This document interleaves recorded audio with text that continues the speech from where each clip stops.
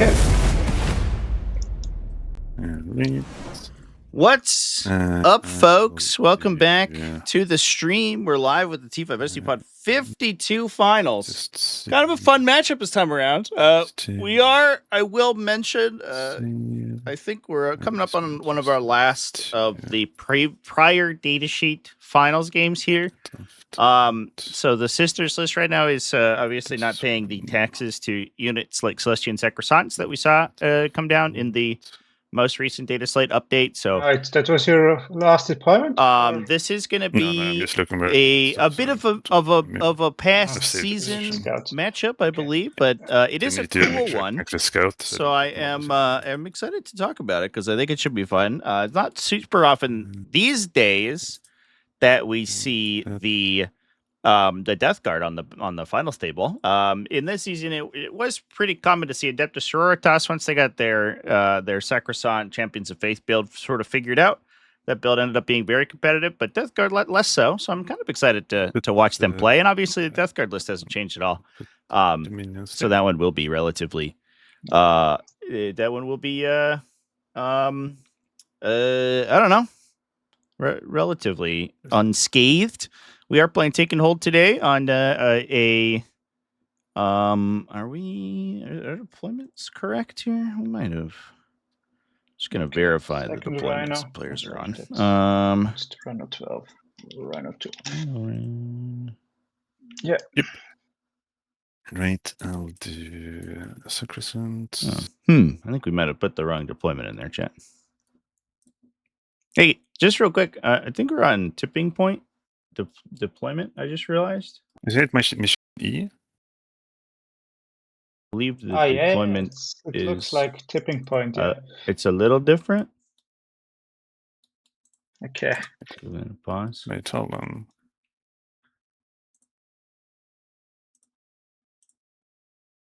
Okay. Unless the card's pulled out wrong. E2. Oh no, it is hammer and anvil. If it's mission anvil, yeah. Yeah, is this wrong?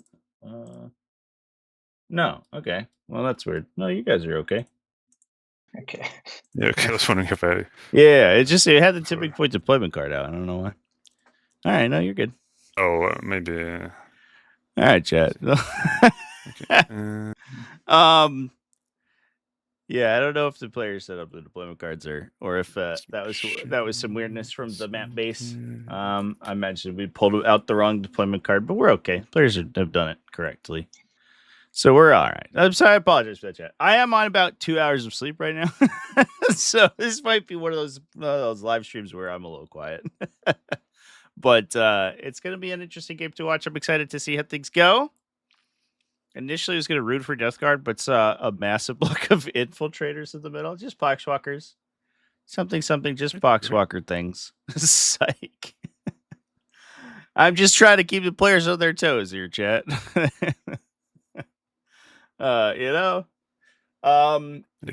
do have some threat range amps from these righteous champions of faith. Sacrosanct over here, so there is the potential that we got to push up the middle here to try to clear out these Poxwalkers early. It's going to be interesting if we do see Chaos or Death Guard go first. It should be Chaos Space Marine, or it should be Death Guard. It says Chaos Space Marine's there, but my overlay's bugged, unfortunately for right now. I'm probably going to change my overlay graphics, I think, at some point.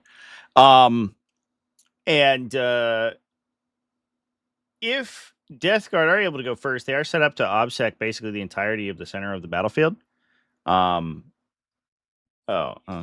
see what's going on. We have spawned extra objectives. We spawned the hidden supply deployment. All right, we're all good. So all of the objectives in the middle of the table could be obsecs right off the bat because we're playing Gurent Lectorium for Death Guard. So he does have objectives secured on literally everything in the army. So these Poxwalkers are starting up in the middle of the table here. There is the potential that they just get burned down by immolators and stop pushing forward immediately. But if they do go first, they could jail and they can obsec and force Sisters to commit material to the center, which is going to go right into those the malignant plague casters or the plague marine bricks. that can threaten the center. This is a very common ploy we see from Death Guard. It's going to be a little bit awkward. I guess we do have Chaos Spawn down sort of towards the camera here, but the natural expansion objective for Death Guard is this one on the lower end of the screen. That objective is easy to hold from behind that wall. Oftentimes we'll see a Poxwalker unit just wall screen that to make it difficult to engage into. Looks like we're going to try to do that with Chaos Spawn this time around. But this is something a Death Guard will typically have to do in order to force your opponent forward. You don't have the greatest threat ranges in this army, although you do have the capacity to sort of absorb the middle of the table. It is bubble central over here. Yeah,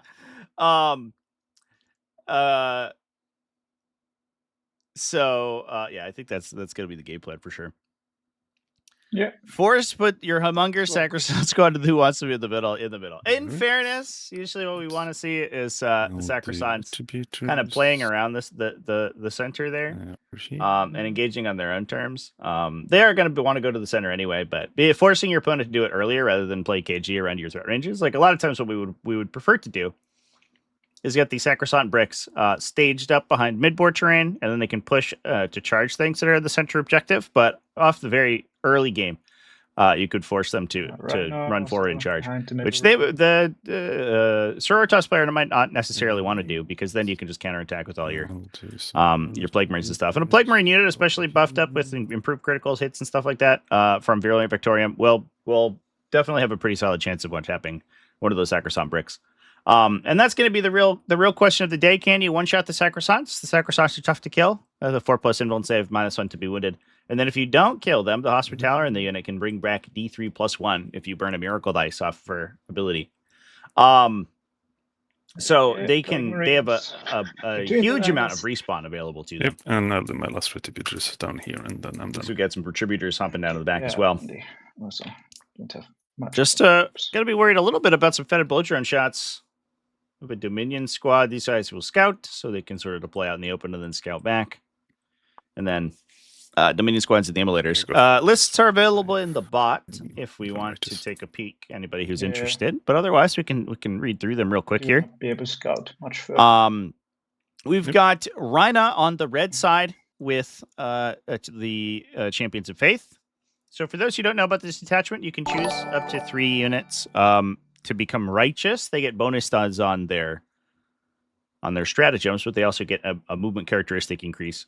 If you are a Paragon Warsuit or a Celestian Sacrosanct, and you get +1 to hit as well on your attacks, you'll get that +1 to hit bonus. So there's an extra incentive to choose the elite units from the army. Yeah. Thank you, Ink Demon, for the follow. We do have a prediction going for another minute and a half. It's about dead even. Jesus. Yeah. People, I don't know who we're rooting for here. Looks like Death Guard aren't going to be going first. That is what Kazu over here on the blue side did set up for. Got a little bit of scouting going on there, but the scouting from the Adepta Sororitas is going to be very limited because of the infiltrators. That's my scout move. I don't know the my scout moves. We'll put this guy. Let's see. I don't have advance and shoot. But in this case, Rhina in their list is playing Morven Vault, the 3 Hospitallers to go to the 3 Sacrosanct squads. We have 3 Dominion squads in Immolators. All of those are going to be equipped with Flamers. So we have 5 Flamer Sisters and then 5 Bolter Sisters. And the Flamer Sisters can embark inside the Immolator and then grant it Scout. So it's going to be able to push up the table, and you get a really, really credible threat early. Actually, just go like this. To enemy infantry squads. So we would have seen the Boxwalkers just cooked by the Dominions, I think, right off the bat if they had been able to activate first. However, the Poxwalkers in this case are going to be able to potentially movement block really well, which is nice. We have a trio of Retributor squads plus 3 Paragon Warsuits. Paragon Warsuits, I believe, are starting this preserved with more Ball. There they are. Look at them. Alongside 3 Immolators and a Rhino. Rhino, I think, is just going to be carrying Retributors around. Sometimes we see it carrying around Sanctifiers, but it looks like we're not all in on the turn 1 scout play. That's another scouting unit with a bunch of Flamers, so we can put 4 Flamer units into our opponent's deployment zone in those cases. But in this case, we're just going to be taking the anti-tank. Okay, good luck. I will show Death Guard, on the other hand, being piloted by This- Kazu Oh. from 1978. send battle lines and bring it down. Send Battle Line's a great draw. Turn 1. Okay. That's an easy passive secondary we just get Let's for free. see if Uh, we get a CP. We're for running Telemann. Virulent Victorium. Yes. We've got a Biologist So, Putrefire, one Lord of CP. Contagion with a demon weapon, 3 Malignant Plague Casters, and 1 I will Tally Man. spend one We do have a for 10 mana Plague Marines starving, as bring it well down as because I can't a get an pair of extra 5 one. mans, and it looks like Right. we are attaching our Malignant Plague Casters, I believe, And One CP. to Defend. I cannot give do the first turn. critical hits. Original. Sometimes you do see It's nice. maybe one Malignant Plague Caster is actually going to be what you dropped. Oh no, he's in a unit over here. Yes. So that we can then embark them Yes, in the Rhino I and have then to- immediately move the I- Rhino. Just gives you an extra deployment drop on turn 1 there. But the Plague Casters, What's your if you're thingy? equipping 2 into Yeah, a single Rhino, waiting. you can firing deck out the top, so Yeah, they I actually need make the one. Rhino into kind of a credible 60 range threat within 12 everything. inches, and then obviously Yeah, but they Dragons do are- supercharge the Yep.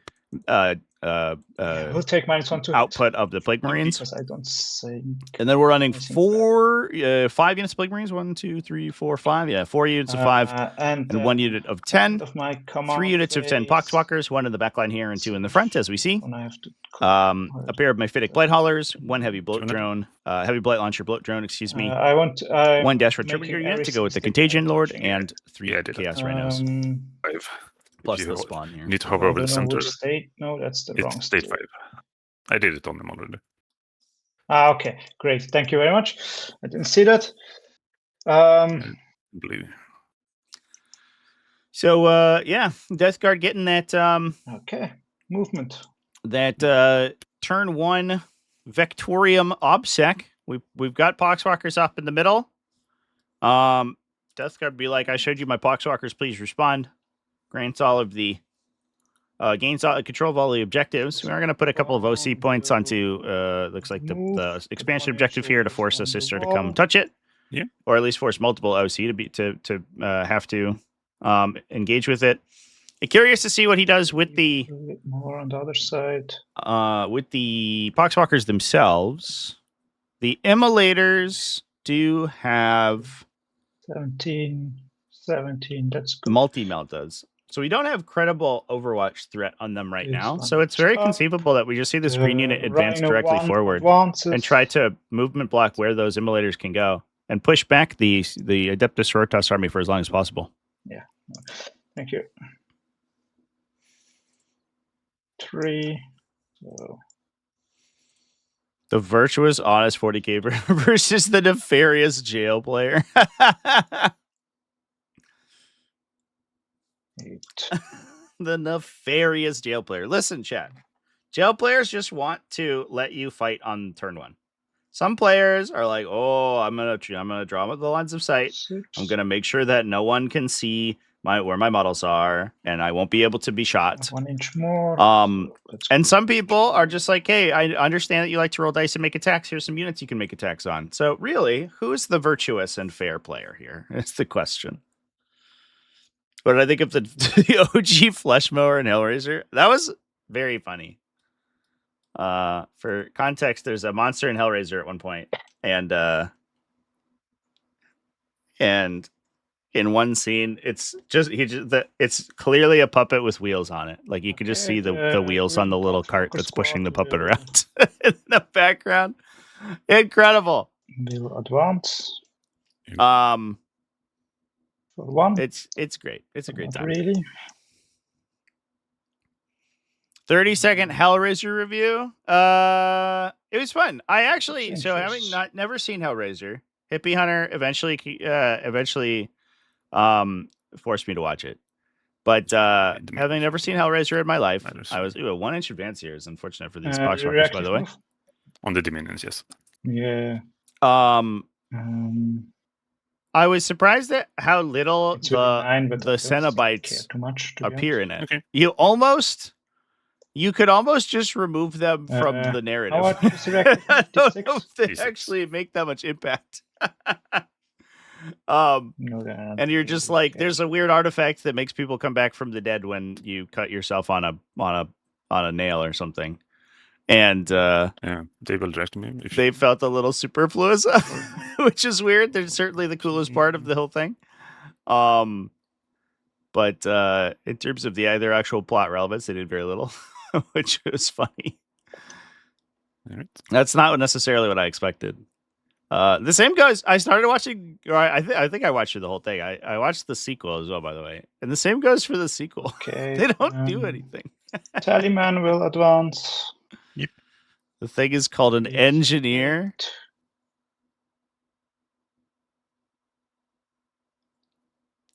They're very Lovecraftian, so it's better to have them less present. I agree with that for sure. Maddie's nuts. Thank you for the follow. Great username. Yeah, because the way that like the mechanic of the like the conceit of the setting worked, which is just like if a Cenobite kills you, then you can return from the nether realm with a blood sacrifice. Like it's a weird like conceit because it doesn't really matter what kills you at that point. You know, the whole point is that something allows you to come back when you die, right? Okay. Playcast and in this case, it just happens to be these like weird, these weird ravers who show up when you do a puzzle box. At least for the first movie, like their presence ultimately is not. And the other Flamer unit will move into Rhino. It could have been almost anything. More of a Drukhari concept. So that is funny because I did obviously Warhammer 40,000 absorbs many ideas from other IPs. Or there's very little original in Warhammer 40,000, and I was aware of the Hellraiser inspiration for a lot of Drukhari stuff. I was not prepared for exactly how 1-to-1 it was. It is like identical. You know, like the homunculus covens are literally just the Cenobites from Hellraiser. And it's not particularly subtle. Which, it's not even inspiration. Yeah, it's just they're just represented in the in the 40,000 universe. It's so funny. Yeah. To the extent that it appears to me that the inspiration for the Drukhari script are the markings on the puzzle box. Like the puzzle box itself looks like it could be on a 40K miniature from Drukhari faction. It just has the exact same shape language basically, which I thought was very funny. So anyway, I liked that. 40K. I mean, 40K steals from everything. 40K steal from Halo. They steal from Star Wars. They steal from all like a million individual little sci-fi universes. There's basically nothing. There's basically nothing that's wholly original inside Warhammer 40K, which is okay. You know what? That's fine.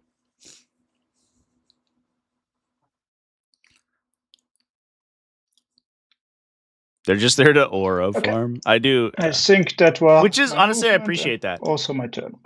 Right. I will score. Pretty simple turn from Death Guard here, by the way. Nice, easy score out for extend. Area denial. Did we end up? We actually ended up switching out a objective here. Engage. So a 9-point draw turn 1. We'd love to see it. Plus, they're going to force the sisters to come forward. Fantastic. That's all. Seems pretty good. We are about to lose 2 units of Poxwalkers, though, likely. We'll make these righteous. We'll make these. That's all I get mad about if StarCraft's still 40K or 40K for StarCraft. 4+ from home. Nope. We'll start by advancing these. I guess, I guess you could. You could probably say that there's inspiration both directions, though. But like explicitly, though, right? Like StarCraft was originally a 40K IP, and then they reskinned it later.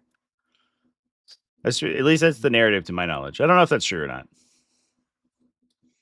Looks like we're gonna righteous up Dominion squad. Maybe try to charge the box. Oh, we did get actually guys out of the objective. We do need two OC here to decontrol it. Probably just roll it. Oh, Nothing new under the sun if we get pedantic. all right. I'm so used to saving with the hotkey. 4 to 32. That's true. There are levels 4, of so I'm just gonna roll advance. inspiration. You know what I mean, though. And I think that 2 sometimes that 40k tends to be pretty on the nose with the stuff that it's doing. Let me just put them like this. Like, who remembers when? I think we had talked about this previously. Who remembers when Necrons literally had a rule called "will be back" because they were just a Terminator, Terminator reference. Yeah. Get out of this. So Dominion's going to be pushing up the side here. Nice thing about the Dominions here too is that they also have assault on their ranged weapons. So we're likely going to be able to get a flamer unit off to the side. I don't know if necessarily one flamer unit's going to do it, but if we activate some shooting attacks into the poxhawkers from the side here, it seems likely that we're going to be able to pick up the unit. Even just the immolators putting in their 5 shots might help to knock a couple over.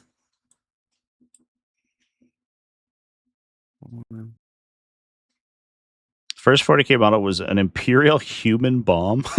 Is it a model?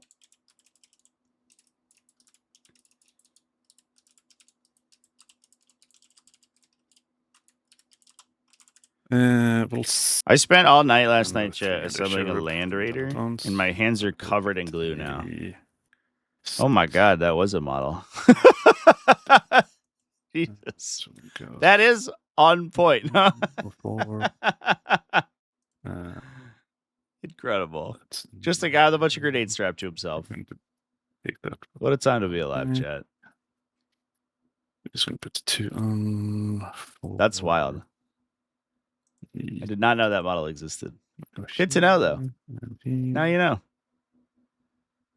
From the Imperial Guard line. Yep, look at that guy.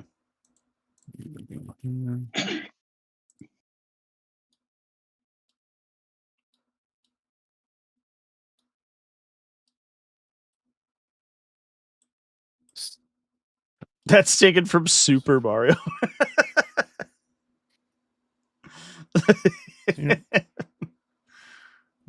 That is what I would have taken from Super Mario. It's just the context of suicide bombers.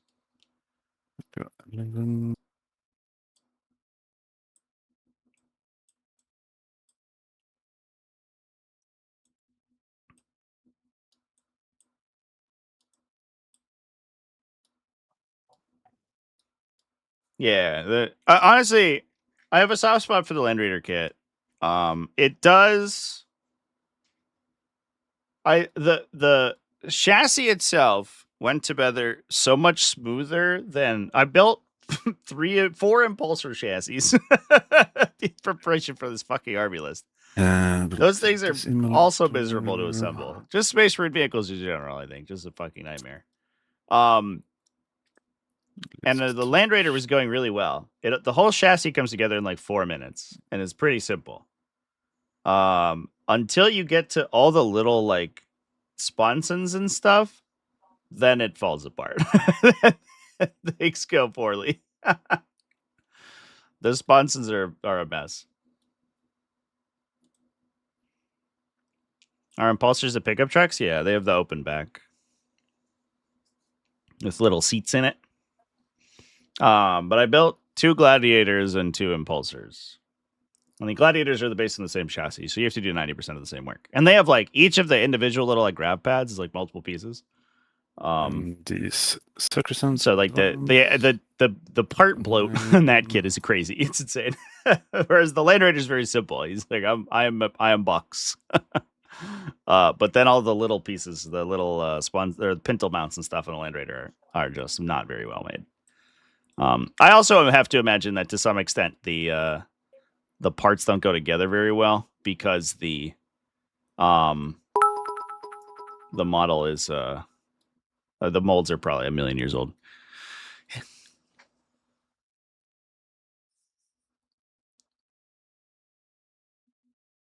Frank's eternal hell in the second Hellraiser, surrounded by women calling his name only for them to disappear when he gets close. Yeah, I did like the idea of like, I don't know, there's some cool stuff in there of like, you know, people's personal torment or whatever based on their personality. That was kind of interesting. The rest of that movie was horrific though. That movie was so bad. Much worse than the first Hellraiser. Can confirm. This one. Could Kit bash an impulsor technical as a gun tank? Just strapped a goddamn last kid on the back. Yeah, it's just not a big. It's just welded, welded down to the bottom. That's what I should have done with the turret mount. No turret mount, just a guy with an anti-aircraft gun on the top. Big Pack 40 or whatever. I did like Dr. Chenard until he turned into a wiggly tentacle monster. And then he didn't look very good and also didn't make very much sense. Did not like that as much. And these two red to discords will get in.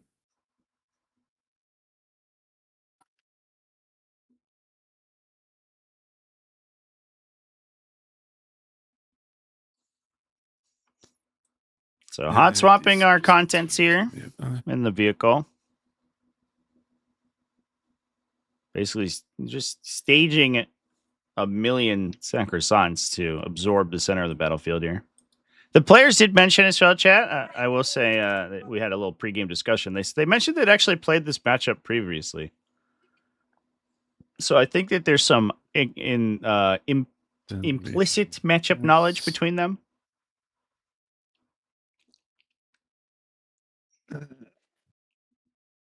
And to think I hesitated is a classic for sure. That was a good line, and I like the idea of the character. I like the idea of like this guy who approaches the weird like otherworldliness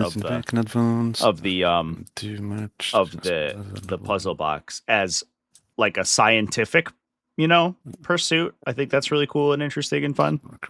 And then the execution is not good. Like all of the parts where Dr. Chenard is like trying to discover what the puzzle box is or whatever, I think is like great. And I like the idea of like a person who's pursuing this not as like a hedonistic thing, but like I don't know, through his own like twisted sense of altruism, maybe. I think it is pretty cool. But then he turned into a wiggly tentacle monster that was just kind of silly. Yep.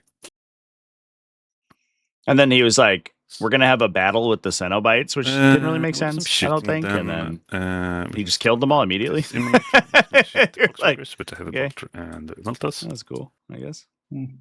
Turns out they're kind of a pushover, I suppose. They don't really have any otherworldly power. They're just people. One heavy bolter. Nice. Yes. So 8 gets 2 damage. Yeah, okay, I failed, so it's already too late. Just now it's time to raise some hell for the second time. Now it's time to raise hell too.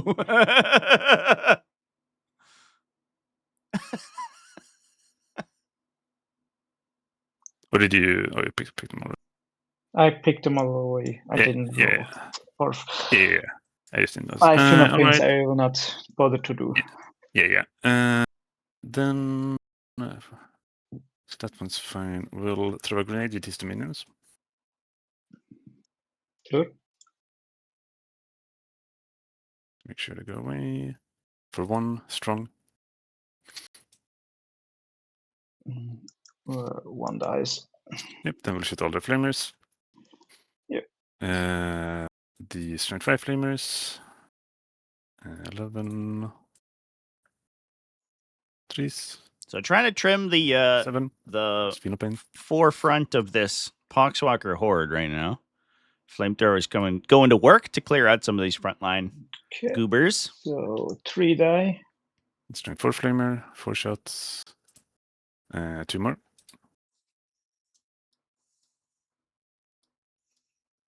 Nope. These Poxwalkers live. All right. cancel that. Ooh, spicy. Although I think the emulator being on the objective means they won't take it regardless. Very nice though. Either way. We did see a bring it down draw from Rhina, top of the first turn here. I don't believe that there's any shots going down. And so we're probably going to see a command point that discarded for a command point here momentarily. Rest here. Okay. This one is not shooting. Crisp advanced. So 2 flamers on this unit. 2. They're fine. And Take it on with the other pleasure. unit, yeah, it's sort of Spoxwork Eater refuses to die. They 6. will not go quietly into that good night.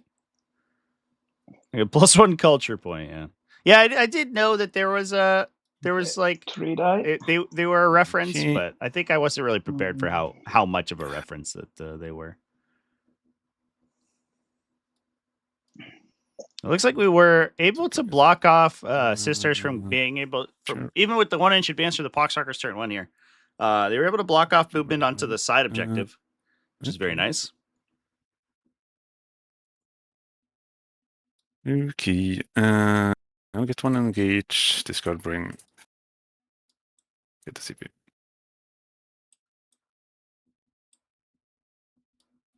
Okay. Very early or easy round 1 to ramp up here. Kazu taking the lead with huge secondary draws right off the bat. Looks like Sabotage tempting target are the draws.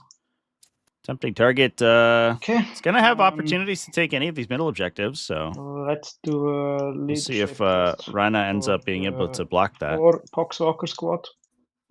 The red one. And I believe that these 2 objectives are going to be uncontrolled from the Poxwalkers here on the top and center. And top squad, the green one, is 5, so they're half strength, so I don't have to do a battle shock test. Yep. This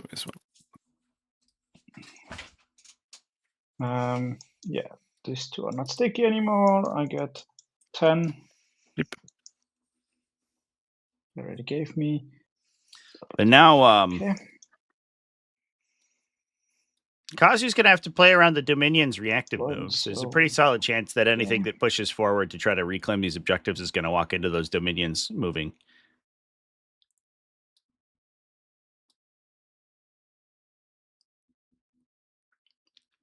Never watch any past Hellraiser 2?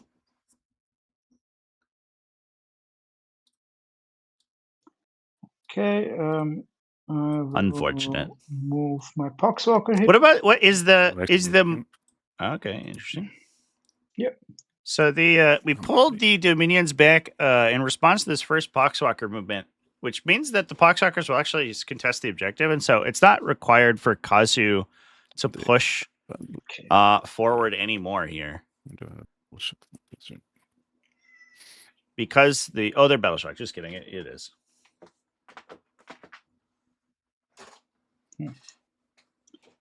They won't be contesting the objective currently unless they wait, something else gets in there.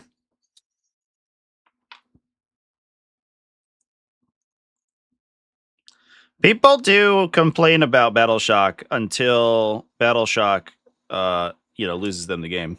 it is within 9. The classic refrain is to complain about Battle Shock until it's very meaningful. Of the Dominion. Yep. Okay. And these ones have a 4 to get back in there. Yeah, I will not move the Poxwalkers until I will charge. Yep. Maybe. Sorry, I forgot to roll for the Tallyman. No, you can not count. CP. Okay. Up next, should we take away some of the unnecessary randomness? Yeah, I would like it if Battle Shock limited turn Battle Shocks became more consistent. That would be cool. Randomly Battle Shocking on your own turn isn't the end of the world. That seems okay to me, but when your own Battle Shock mechanics are random, that does feel bad.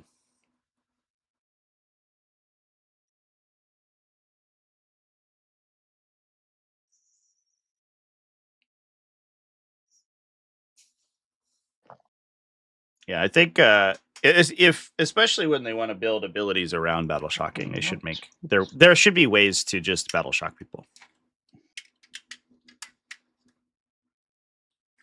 Especially for like whole detachments, who's like, my whole thing is battle shocking, but if you just are high leadership, then there's nothing I can do about it. That's correct.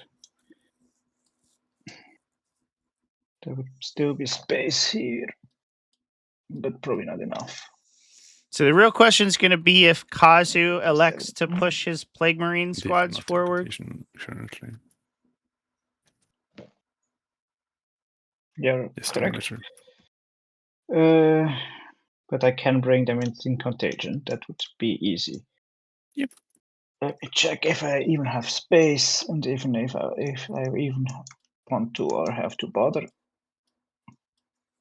Oh, we do have this unit of poxwalkers in the corner over here.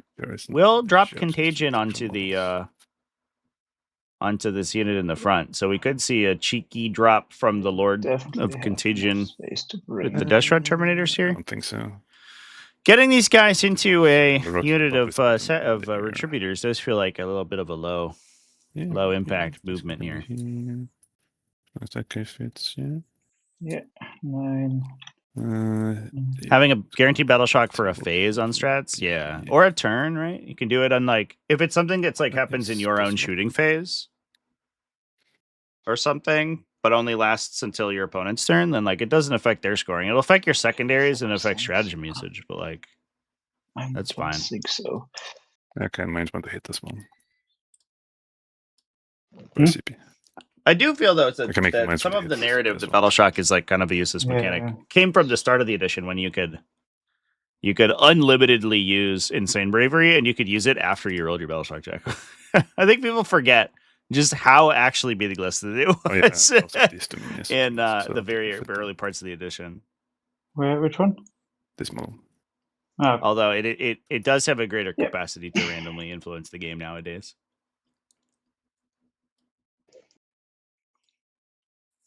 So not looking like we're going to be able to drop the Lord of Contagion unit in the corner over there. Would be surprised if we see that unit committed that early.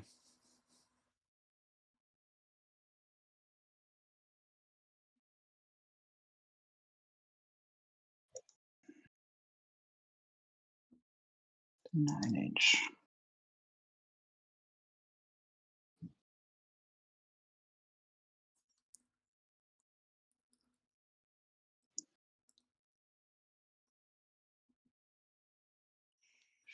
Move them. Nemesis Claw abilities? Oh, maybe. Yeah, that's... To some extent,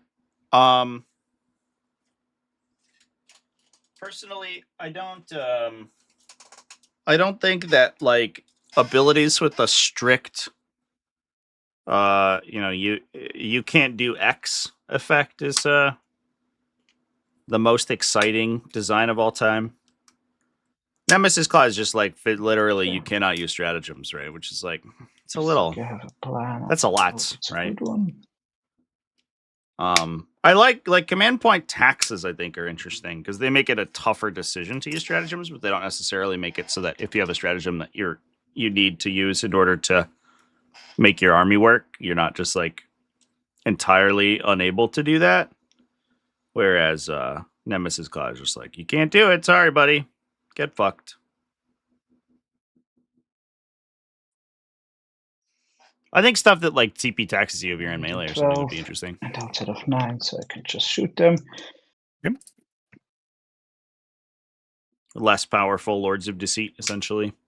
Or contextual Lords of Deceit. Maybe they tax certain stratagems. Kind of cool.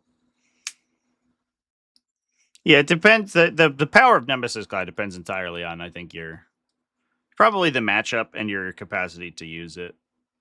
Like a Nemesis Claw just tagging you out of nowhere is not going to do anything, but a Nemesis Claw tagging you to enable a multi-charge is like big. Or like when you have really powerful defensive strats or something, that's a big deal. Yep.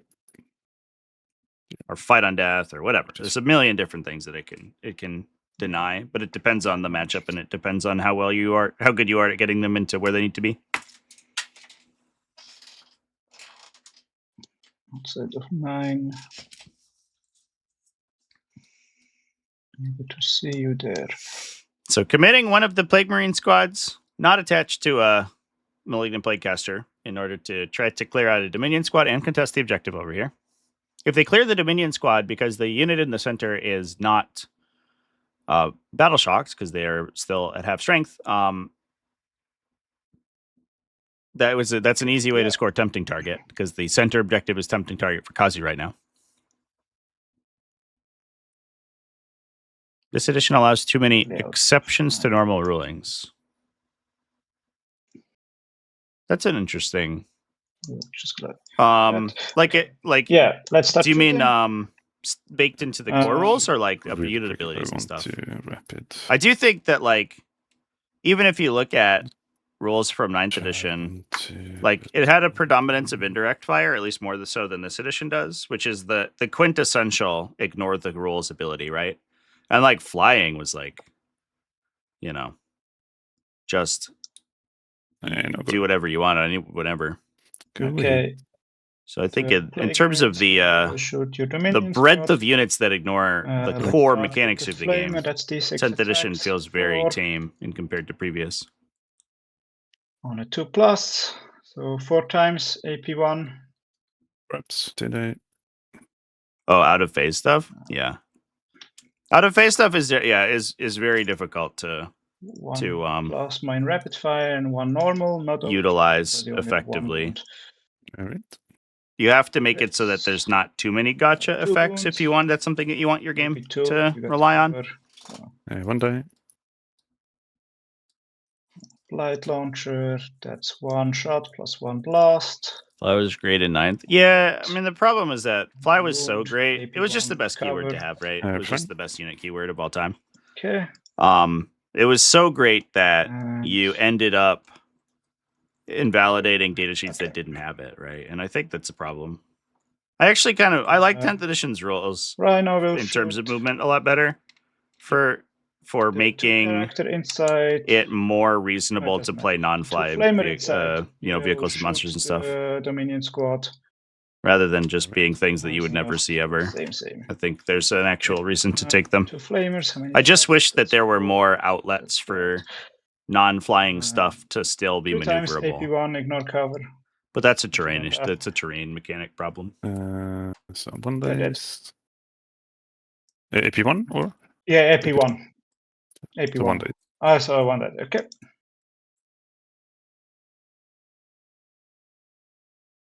Bolter.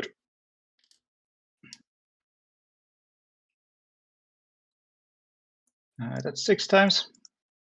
AP0. Minus 1 toughness. Days. That's I'll get. Well, mission accomplished. Septic target's going to get scored out for Kazu here. Get Clearing out the dominions in the middle with shooting. Christy pictures. Can't imagine we see a charge on the Plague Marines here. That would probably lose them to the Sacrosancts, I imagine. I don't think that 1 5-man of Plague Marines is going to be able to hold a candle to the Sacrosanct unit. I cannot. And the Sacrosancts will almost certainly kill them in the crackback. Since they're currently righteous. Yeah. Oh, if I make a shitty charge, no, you will spill. No, I have this model They will here. not. Yep. How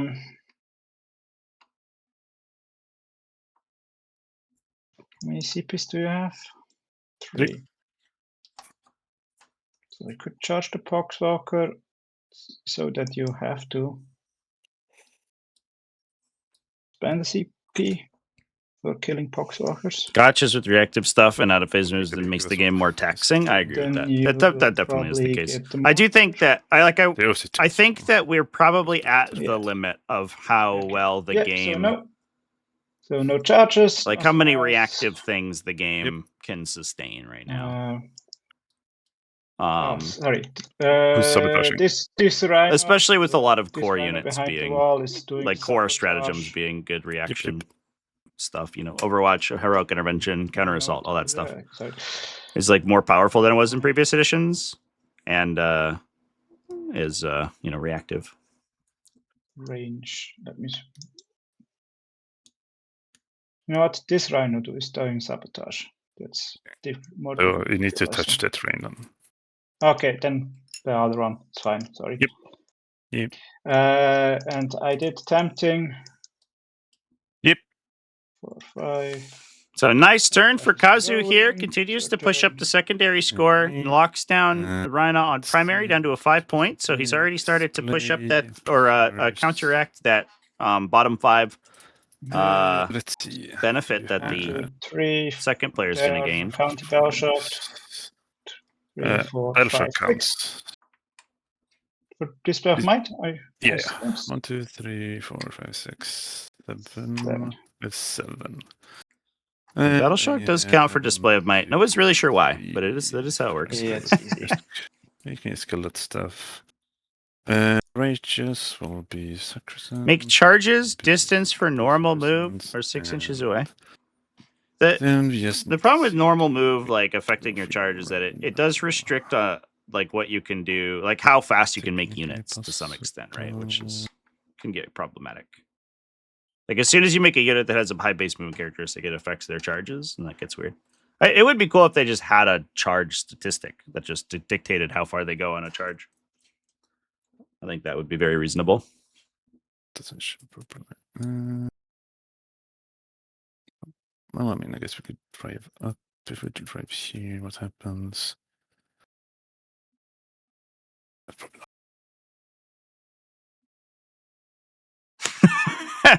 Let them cook. Warp challenge charge 28 inches. We're just back to 8 Dad, where everyone moves a million inches so that we can actually make melee relevant.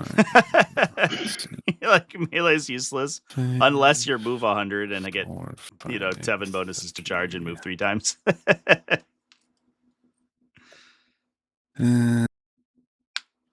It did always make me laugh, like just how worthless melee attacks were in 8th edition, to the point that they just had to be so broken in order to be relevant. It was very funny. Otherwise,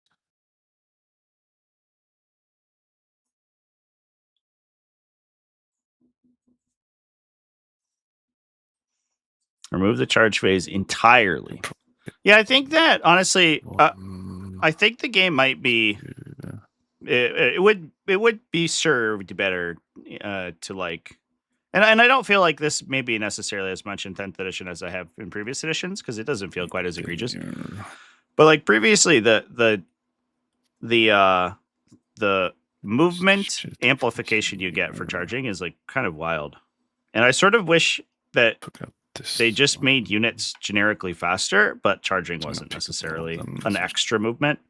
Because it is conceptually weird that your proximity to enemies makes you like 4 or 5 times like faster, like in ground speed, than you would be otherwise. It doesn't really,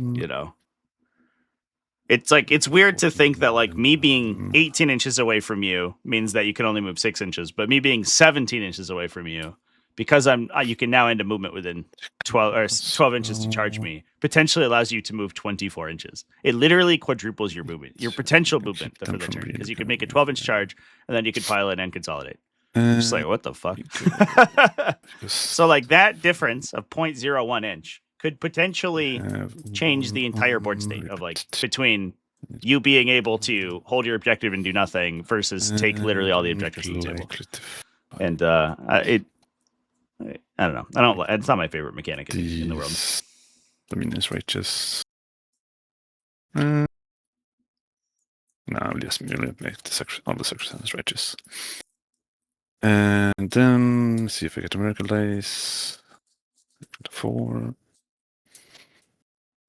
Yeah, then we start with the yellow dominions advancing.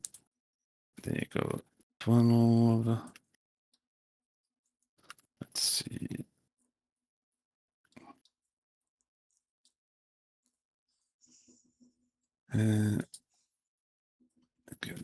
That guy. Display of might and no prisoners are the draws for Rhina here. And what's this? No prisoners is a good pickup. The fact that they didn't kill all the poxwalkers in the middle actually benefits them quite a bit. I'm trying to move the dominions up over here from the edge of the terrain, just to the point that they can't move. Chaos Spawn can't move around to engage them around the edge. And this will probably knock Kazu down to a 5-point primary. Go away. These ones will go here.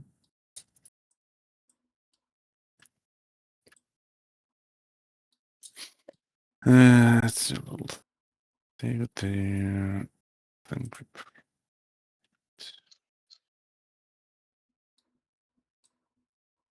yeah, this one.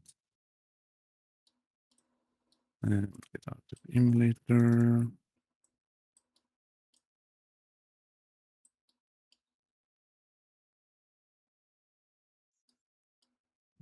Let's see. That's right here. Don't think so. No. You can't fit the dashlet on the middle. Okay. Good. They should rewrite the core rules every 2 months. Could you imagine Someone in the corner. the number of rules errors they introduce every time they For rapid ingress, release a You can, of course. every time they release an update to the core rules is always crazy. Just don't want to rapid in there. I don't know if I would like to see them. I would like to see less core rules updates rather than more. I think. Personally, It's champion. it's always a nightmare because they always break something every time they do big updates like that. Honestly, it's really the flamer that we care about. Let's let this angle. Go up here.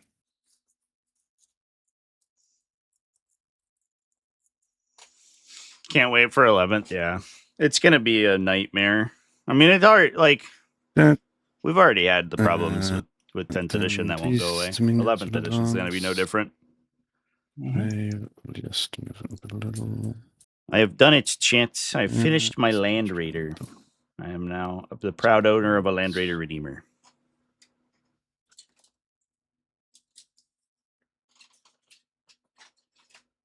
Now I have all these sprues. So many sprues.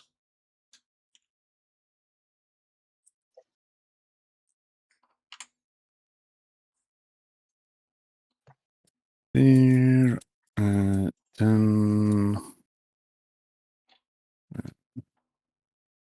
that's your room here. These blue retributions will advance. They will get in the emulator. That should be empty. 2. Okay.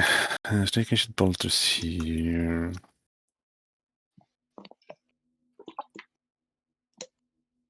So you only have one dash unit. You got 5. Oh, you can't get past there, so that's irrelevant. So at the start of 10th where somebody complained I was gatekeeping the rules. Wait, they complained that I was gatekeeping the rules? What does that mean? And then that's this there. I don't even know how I've done that. Here. Huh. Well, Keep that. TIL. I have so much control over Warhammer 40K's the people's access to 40K rules.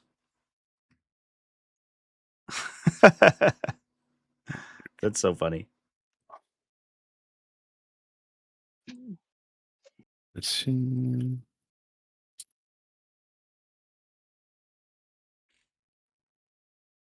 Get muzzle range.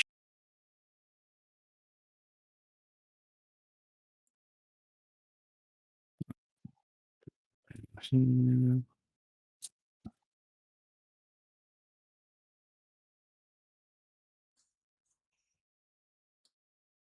It's kind of in the way, but just accept that. Can I use my Illuminati powers to remove Ultramarines? If I could, chat.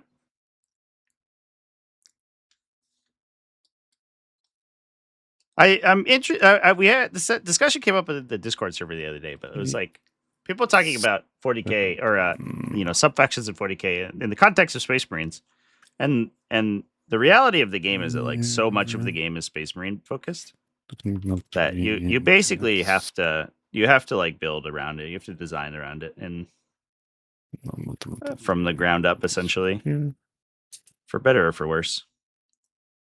I do think that Sure, we can see. or I hope that the design team recognizes that because so much of the game is Space Marines from both a player-based perspective and in terms of like actual content releases, that they need to be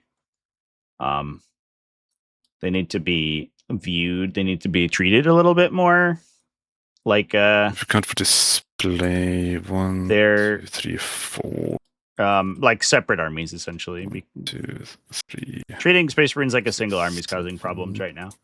And they're so big. They're such a big part of the game that I think that has knock-on effects. That means that would need to go there. That would need to go there. Oh, it just sinks. They whisper the core rules to me.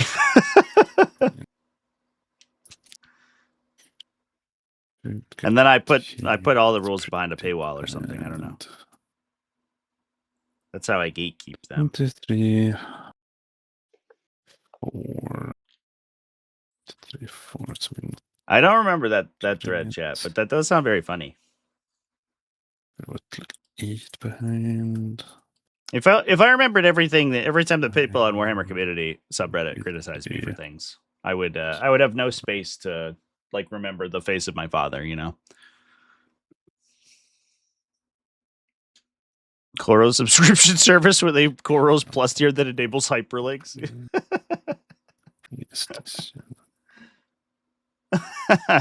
You can make it into a wiki for the low price of $9.99 a month. Otherwise, you just get a bunch of individual PDFs. It's funny to see Eldari become the same problem as Marines. Well, the problem with Marines right now is that they're too broad.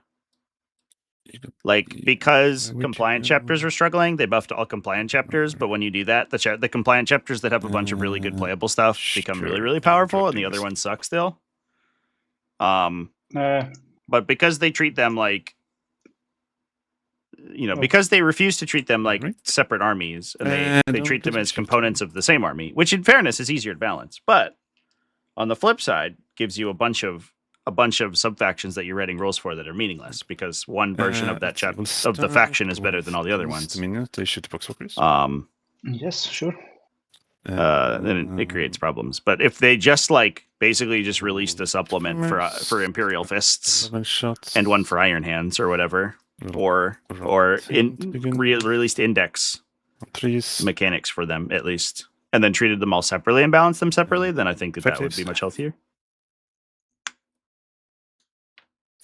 One is alive. Then we have the superior 5. Rod 4 on 4s. 1. I just want to see if I can use my. It's too broad, so make Primaris taller. Does that even work? Do I get to roll this even if they're dead? I'm not sure how that works. Sorry, what? What's this? So if the unit is dead, do I still get to make the wound roll on the last attack? It's just I can use a cherub basically. I actually don't know how that works. Didn't you do? No, the cherub was out of the squad. Yeah. Sorry, I'm not sure. I have no idea. Well, it's find out. So. You basically you essentially have to cherub the saving throw. Is that what you're trying to do? No, I mean what I want to do is I rolled 3 out of 4 wound rolls, and then his squad died. And then can I roll the last wound roll even though his unit is dead? Just I think the attack is considered to have been made, but I don't believe that you keep rolling hit rolls. So I think you would have to have cherubed earlier in the sequence. Probably, I believe is how it would work. I think so. It's just not something I never. Yeah. Cherub interactions are always super weird because, you oftentimes want to use them late. Yeah, I'll say I won't use it, and we can carry on. Then we'll go to these dominions. Because I believe that there's a specific rule that once the So target is destroyed, you stop rolling. On force into force 2. 2. 2 dead. Yep.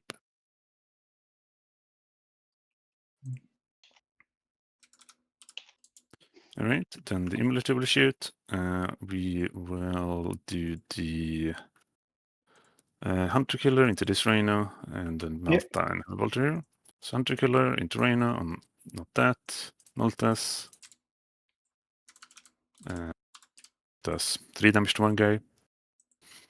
Okay. It's dead. Baby Bolter, 2 saves, 2 times 2 damage. Yes. 1 lives. Yeah, sure. Sure thing. We'll do some pistols here. I guess like these 3 you can see, I think. Sure. So 2 Sacrosants. Are we within Yeah, 6? -1 to hit. We are. So 2 Sacrosants on 3s. Superior on 4s. On 4s. 1 save or 1 final pain. Okay, he's get dead. him. Do get him. Right, then we will just charge your Plague Marines with the Sacrosants, I believe. Nothing else needs to do. Display. Yep, we'll charge here. Good. And I don't think we need any dice. We'll just roll it. 5. Should be fine. Yeah, just for clarity, the commentary specifies that if a unit's destroyed in the middle of an attack sequence, then the remaining attacks are not resolved. Yeah. Okay. Cool. And that's page 12 of the commentary for those who are keeping track. It's not something that ever matters before, so I haven't thought about it. The reason that that's relevant in this case, chat, is that the Armori or the cherub, Incenser cherubs on the Sisters units lets them burn miracle dice to gain a new miracle dice. So you can use a bad miracle dice with the unit to try to reroll and get a higher one. And so if you could CP on +1 strength, +1 AP. if you could use miracle dice at attack rolls against a destroyed unit, you could just use the low dice in your pool -1 damage. to try to get higher dice, right? So you can say, oh, this unit's destroyed, so my attacks don't matter anymore, so I'm going to sub a 1 from my miracle dice pool in for my next hit roll, and then because I used it with an Incenser Cherub, I could then roll a new die and get it. So I basically could just for free re-roll the miracle dice, but you can't do that. Right. You can do it on saving throws if the units is still remaining. So as long as you like slow roll your saving throws, 8, so there's some instances which you can do it. Attacks on 3s with lethal, and on 5s. So you have 9 AP2.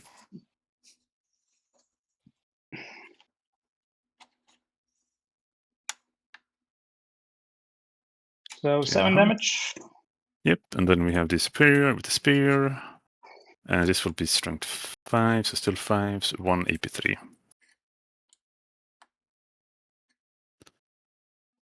AP3. No. So you should have 1 guy left, yeah. Yeah. All right, I think we can consolidate this way, I suppose. Keep that model still because it's coherency. I don't think. Yeah, we'll settle for this. Then you get to hit me back. Yeah, 3 attacks, 1 hit, 1 wound, AP2, but I don't think you care. Sorry. Nope. 2 damage. Power fist. Yep. Well, it doesn't matter. Oh, I guess I did my final pain. It's 2 damage. Yeah. Yeah, no. Just spawn 1 dice. Lose 1. Okay. Okay. Oh, that's annoying. I don't think I get anything then. 1, 2, 3. 4, 5, 1, 2, 3, 4. Nice stuff. I will discard display them. Okay. And you kill 2 units, so you get 4 points for no prisoners. Yep. I don't have to do anything special. I get 3 points for I already gave me for the, so let's draw, establish locus behind enemy lines. Let's see if I get extra CP from Telemann. Yes. Okay. Battle shock on the plague champion. He's fine, barely, but it's enough. Yep. Here.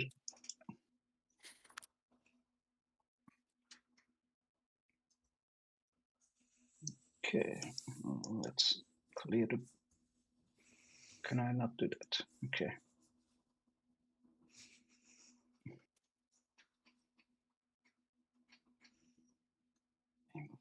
Oh, I get a miracle dice.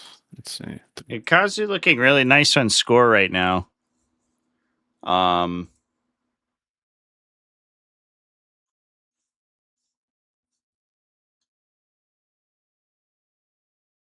Okay.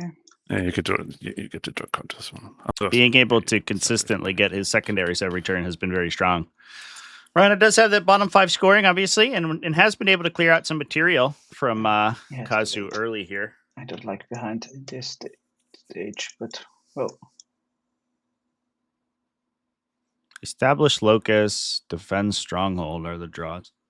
We do have to keep in mind there is a Morven Vol in reserve for the Adepta Sororitas. Everything else is on board. And we still have Lord of Contagion and Destro Terminator unit coming in for a Death Guard here. So Kazu does have to be cognizant of an Adeptus or a Morven Vol drop in the side over here. He does have an avenue on one of the Sacrosanct units in the middle or the top center. You might be able to clear out that Sacrosanct unit there with Plague Marines, and that's probably worth actually committing Plague Marines to the fight or one of the Plaguecaster Plague Marine units. Okay. What's dead? 2 zombies in the Plague Marine squad. I believe that's all the casualties so far. Yeah, two Poxwalker units plus the Plague Marines. Although in fairness, it's not like Kazu's killed a lot of stuff. He's killed some Dominions basically. The Dominion squad on the top survived obviously because it was able to react to move. He killed 1 unit in the center. I think that was basically all. Let's save the position from this hauler. So the attrition is in the favor of Sisters, even though they're getting kind of dominated on score right now. 6. So you would be not range. Yep, you would be in range with the Melta.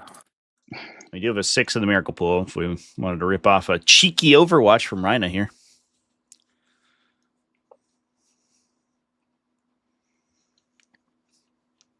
Yeah, part of it was Kazu getting the benefit of an aggressive deployment and going first. Because he was able to place all his infiltrators at the center of the board and then also make use of them. Which oftentimes you do rarely see. Because and I do wonder if this is a bit of matchup knowledge where he knows that if he gets counter jailed by the immolator rush, right? And there's just 3 immolators in his deployment zone. He knows he can't win if he goes first. So he might as well take the gamble and utilize those Poxwalkers really aggressively. And he got rewarded for it. Just put himself in a really great board position here.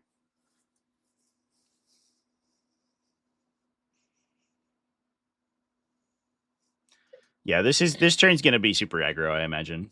I think we're going to see both players just push out here in a big way. This is, in fairness, largely how the Sisters Champions of Faithless want to play. They want to skirmish for a little bit. That's what the Dominions are there for, is to sort of start the engagement process. Once you're stuck in like that, then they start to get these backline Retributor squads online and things go really wild.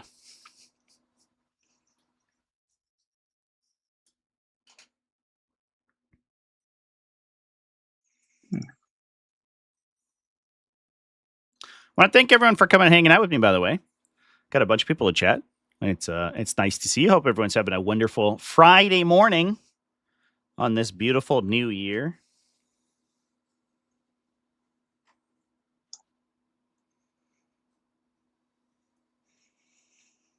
They announced, I think they dropped the announcement trailer just recently for it, but they announced in 2 weeks they're doing another big Warhammer preview stream, which will be exciting. Hopefully it's fun. That works. I'm curious to see what they end up dropping.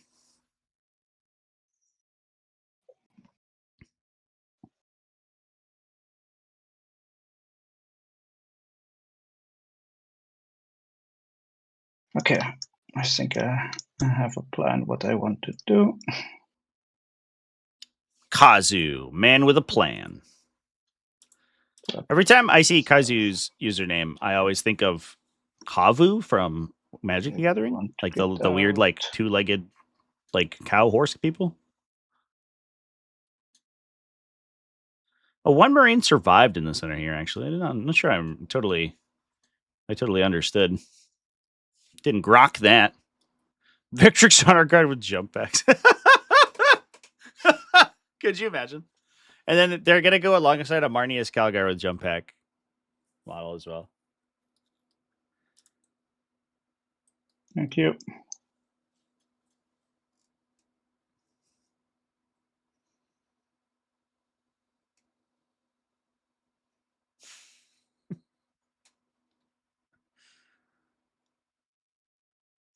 Marnius Calgar with the armor of Aeronauticus. And he's a spaceship now.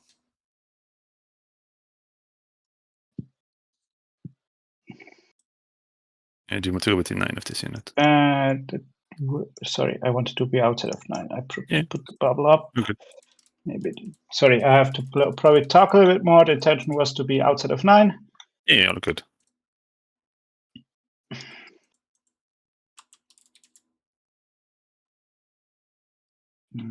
That's probably not working. Okay, second Rhino. Let's disembark 1 troop more. Kava are big lizard dudes. Oh, you're right. They are lizardy. In my head, they had hooves, but they just have like big claws. Oh no, some of them have hooves. But they are definitely more. I guess it depends on what plane you're on. But they are they're more lizard coated than I gave them credit for. Moving 5. I just think they're neat, chat. Okay. This Rhino pivots. And then drives up 10. Just make sure it goes straight, because now you're going through the wall. You're going to have to go in a straight line like this, right? Okay. Like that. We are all in here, chat. Hot damn. So this one is within 9. Yep. The Sacrosancts are also within 9. So we're gonna try to get a drop 9. from the Also, Lord of Contagion here. It looks like we're basically gonna push back the area denial zones from the screening units so that we can put the Lord of Contagion in the middle here, and maybe try to hit a charge into these guys. If you hit a big charge, you could from the Lord of Contagion, you could get around the corner here and draw line of sight to the Hospitaller, either down. This line's actually a little bit problematic, probably. But if you get into the building, you could see her, and then try to epic challenge. And then once you kill her, then the unit can't respawn anymore and loses its feel no pain. They become way easier to kill.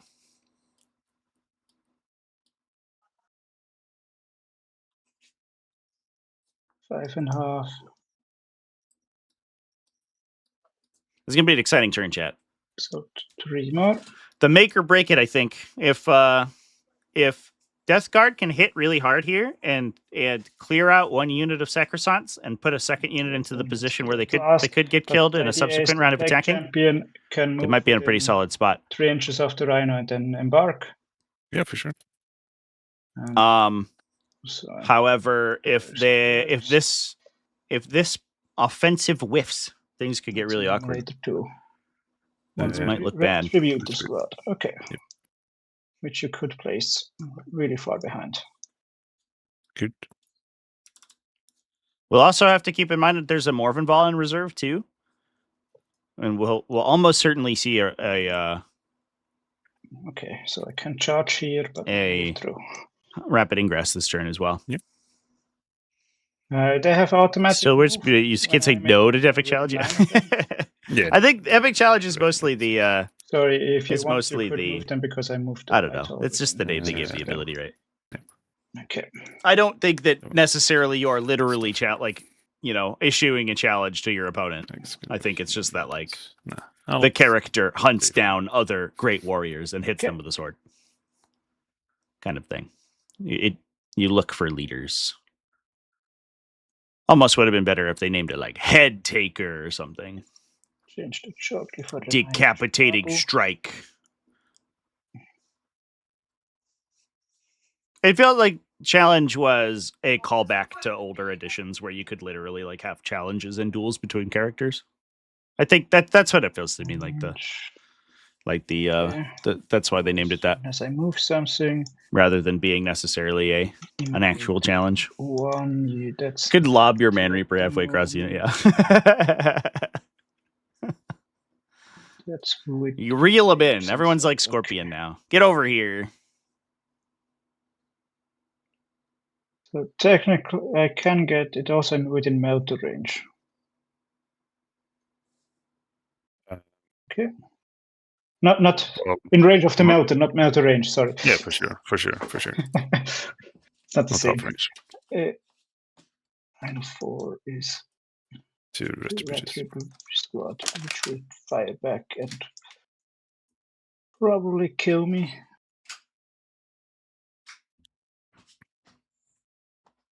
Okay.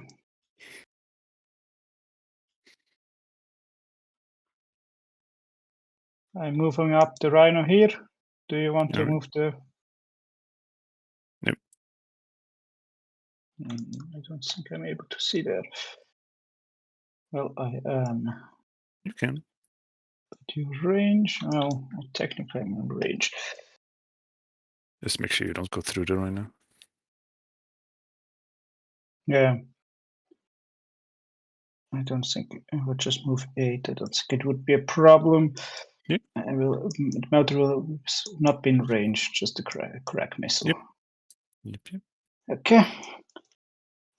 So that was my movement, and then I will deep strike because it's also time, and I have to. Okay. Let's remove the bub. Let's remove some bubbles. And you have to click clear bubble. Yep.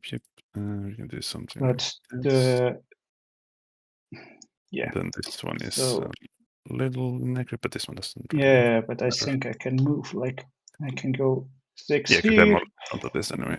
6 here, and then that's it's an 8 if I want to.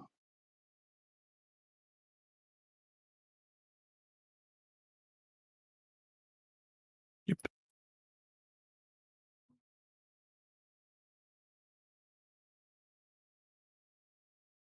Okay, sorry. The champion here will fall back, move into the Rhino. Yep.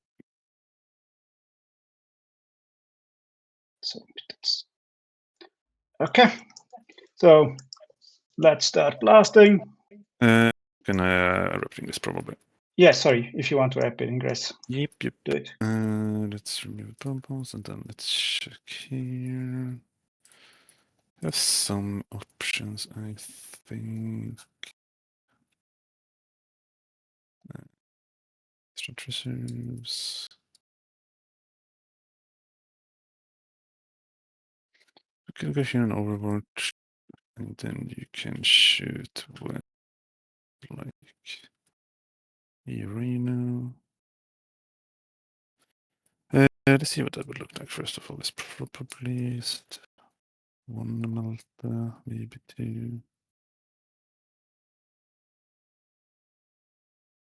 You can get 2 Maltas, Marvin, and small weapons. Another option would be down here. Just walk up this way and clear all this stuff.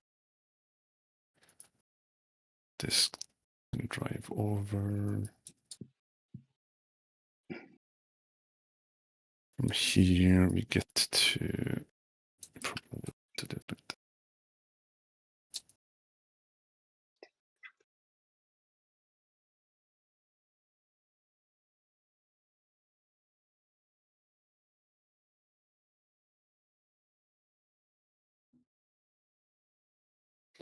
I get the shit to rain.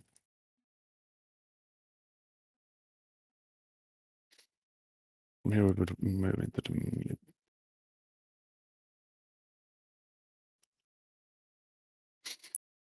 this and this shout whatever's left of that unit maybe.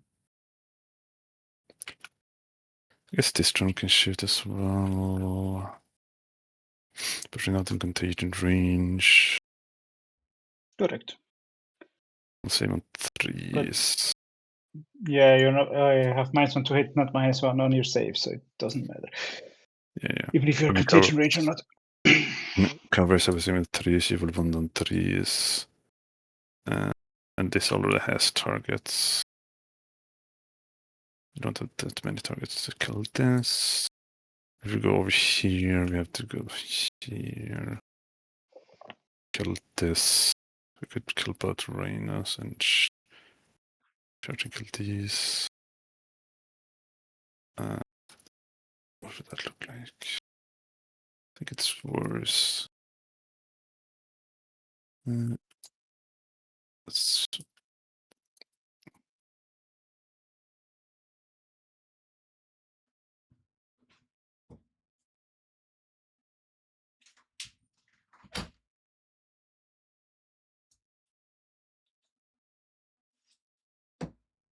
there.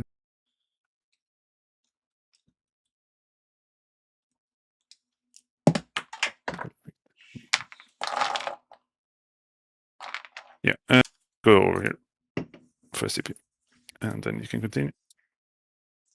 Okay. Yeah. Let's start with this Rhino. Yep. The Havoc launcher will go into the Sacrosanct. The Boater and the one Plasma guy inside will go into the Dominion squad. Go for it. Let's shoot the Havoc launcher. That's 5 plus 2 blast or 1 blast on the 2 blasts, because I'm 10 models. Okay. Yeah, it's gonna be one of those line dry games, chat. -20 wound. That does tend to be how these matchups that have 2, so 3s. Yes. Yeah. So lots 3 of times reserve I keep it mechanics up. active tend to work. 5 up. We're fine. Okay. Boater.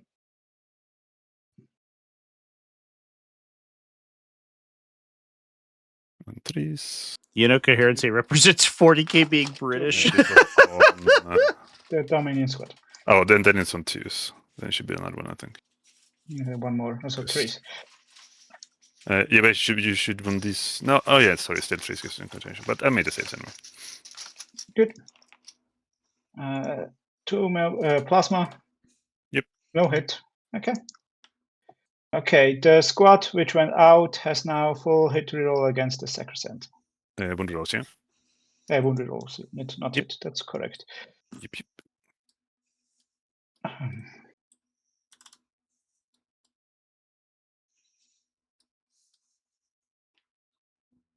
Yeah, let's start with that squad.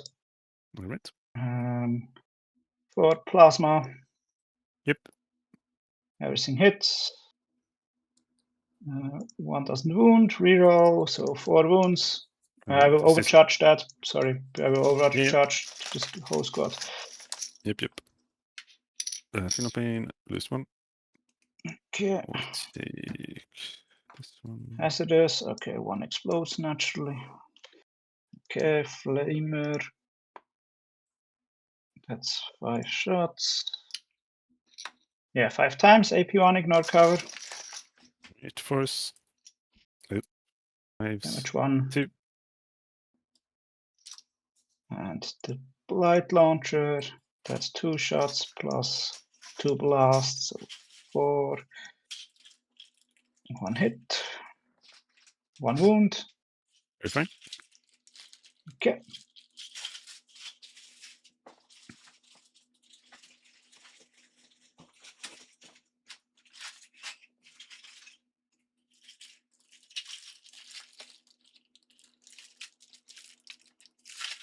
Okay. This blight holder will shoot the emulator. And the smoke.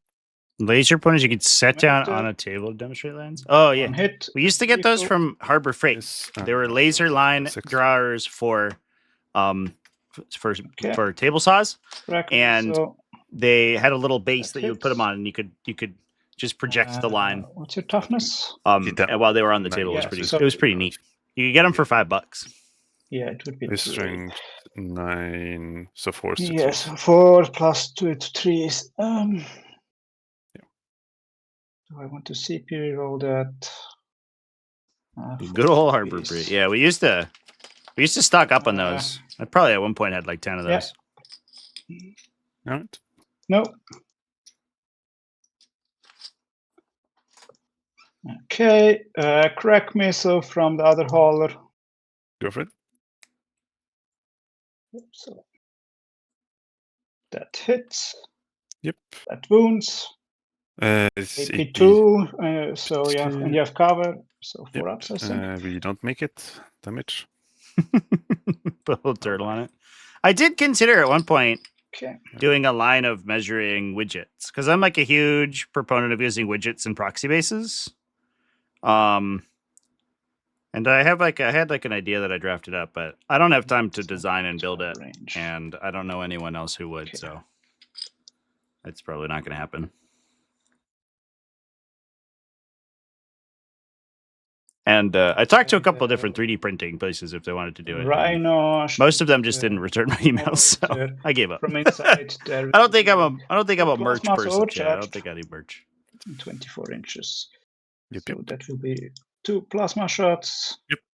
1 force. Yeah, no hit. 4 bolter. No wounds. 1 havoc.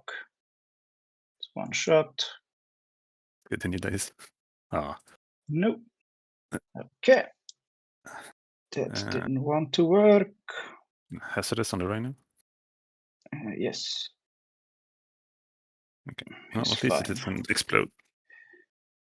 Yeah.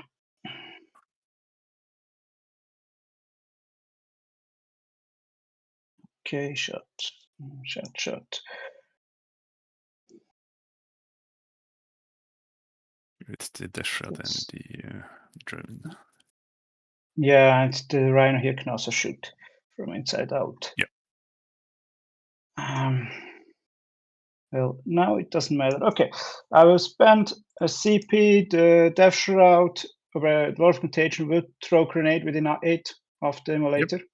Go for it.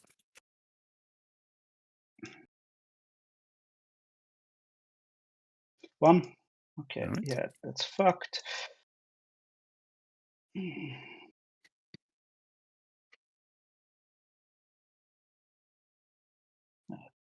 Okay, yeah, then it doesn't matter much. Okay, Chaos Rhino here will shoot the emulator. Yep. From inside the character hazardous and 1 plasma. Yep. Let's do 2 plasma shots, rapid fire first. Yep. 1 hit. Doesn't wound. Character. That's 8 shots. Yep. 3 wounds because it's a torrent. Yep. Make 1. Okay. That's 5 damage because it's okay. D3. I explode. I don't. I think this might be a turn where we maybe see Kazu's secondary draws That's me. or secondary scores dropping a little bit here, unless he can get the Lord of Contagion into then we'll put the Sisters deployment zone. Shit in. It's going to be Yes. tough for him to Sororitas get this open. behind enemy lines drop. Have these. And I don't really know what would end up doing The established locus, except for maybe the Blight Hauler. We might get a 2 on that, but that's not that exciting. I think. But yeah.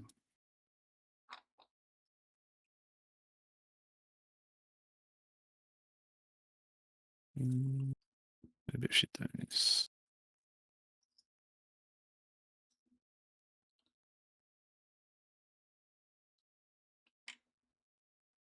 I guess you probably don't have range. Yeah, you don't have range, so this doesn't matter.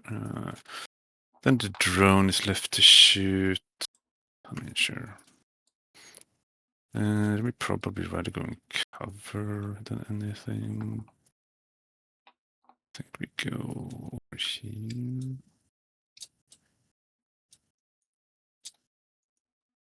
Something like this. Because the only thing left shooting is the drone, right? No, the Marines here didn't shoot, and the drone, Okay. and the Death Shroud. But the Death Shroud Yeah. is pretty easy. You get outside of 12, Yeah, which yeah, you also are, not- and then they will yeah. not be able to shoot So you. they shoot. I mean, sure. Let's just. They will shoot something. Do we lose anyone? So we probably go like this. Then get a bit closer. Do we lose anyone? We do. Death Guard, yeah, they have felt the nerfs, but in fairness, they don't seem like totally unplayable, right? They still put up results, and also they did need nerf from their release version. It was wild.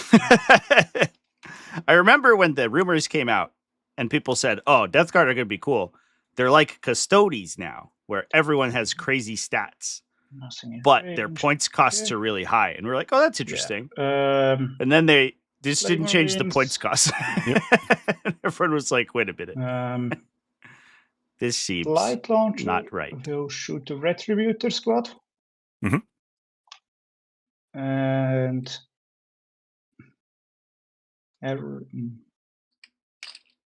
everything else will shoot the Sacrosands in front. Yep. Light Launcher, how many shots? That's 2. Yep. No blast. No blast. 2 hits. 2 wounds. It's AP1. But I think you have cover. I have cover. I definitely have cover on like all of them. So it's AP1. I will roll 1. We're fine, and then I'll spend a 3 and the cherub, Okay. and we get a 4. So 4 plasma shots, hazardous, Sacrosands. 2 hits. 3s. 2 wounds. No, 3s. Yeah. Sorry, not reroll. That was the wrong button. 1. Yep. We're fine. Okay. Flamer. That's 2 shots. 2 wounds. Failed 1 2. damage each. 2. Let's see. And hazardous flame from the character. That's 4 plus 3 is 7.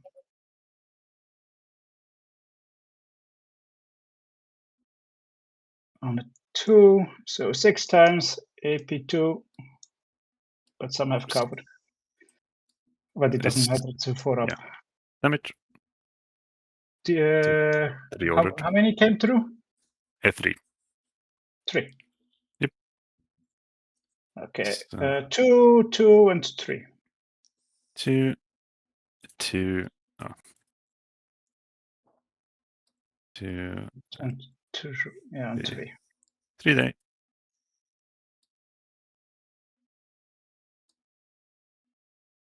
And naturally, 1 hazardous explodes. Yeah. Bullshit. That's it. Okay. Yeah, Death Shroud. Yep.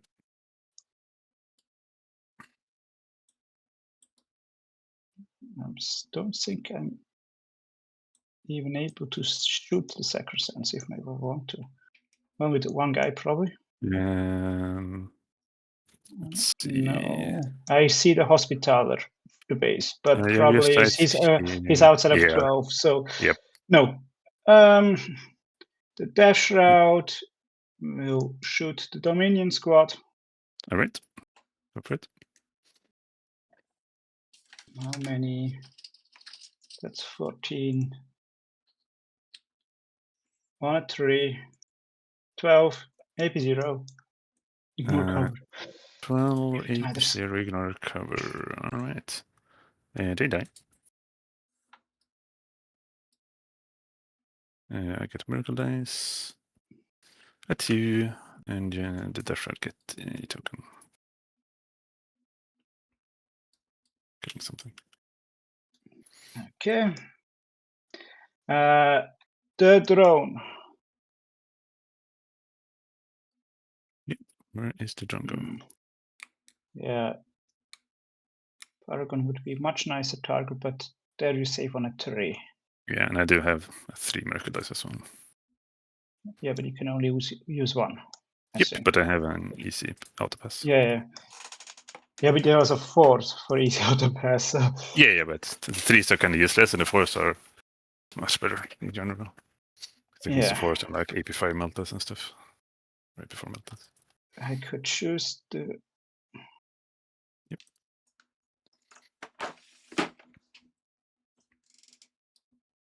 It would be really nice to kill one Paragon suit.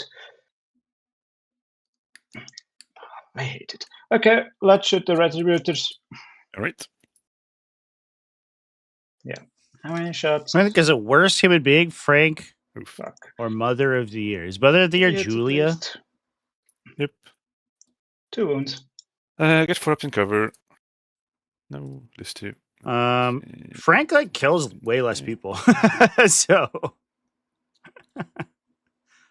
probably her. Probably Julia. Okay. Yeah, let's do charges. Go for it. Death Shroud. He does into Sacrosanct. convince her to kill Right. people, but she does Yep, end yep. up killing a lot of people of her own accord. 4 is definitely Chat, enough. I have a understand. conundrum. Sorry, I'm gonna Roll. Overwatch before you. Sorry. Okay. My Need to do that before. my you. Vanguard veterans have come out a little smaller than I'd like to them give to more be. and more shots. Do I The Meltas in range. This one is not in range. accept the fact that I'm literally the only so person it's who's going to Meltas. notice that they're like 5% smaller than my intercessors? 6, Or do I reprint the entire unit? And then 3s, rerolling 1 save. Tactical rocks. That goes through. Use a 4 to kill 1. Okay. Then we have, we'll do Morven's missiles. They always fall off tactical rocks. No, we'll do Fidelis. I don't know if I have time to build Straight tactical to rocks. sustain. Honestly, I'm not sure I have time to reprint the whole unit either. Fives. So what I'm probably just going to do is glue them to save. their bases and then see how I feel about it later. And then I can fix them later if I want to. Honestly, I'm never going to paint any of these units, so it doesn't really matter what I do with them. Did I lose connection? Oh, yeah. It says that. Yeah, it looks like I have the blue circle of Yeah. death on you right now. Yeah. The blue circle of connecting.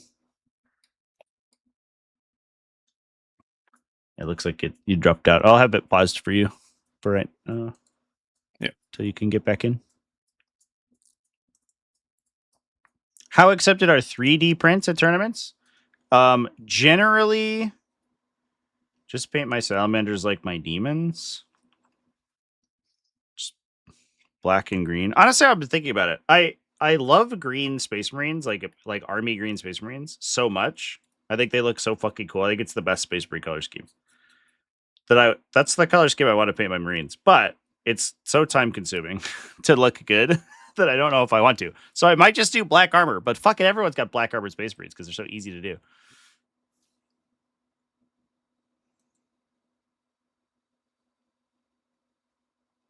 But Late Apex Garage, the answer is just about every tournament in the world at this point accepts 3D prints, as long as it is the same dimensions and accurately represents whatever you're trying to play it as. Don't come in and be like, here's my 3D printed dinosaur. He's going to be a tank. And you're like, all right. And as long as you get it approved by the TOs ahead of time, you should be good. Most 3D prints are auto-approved, yeah. Even at official GW events, chat. I mean, I ran my Demon Army at Nova, which is a USO event. And they approved it sight unseen.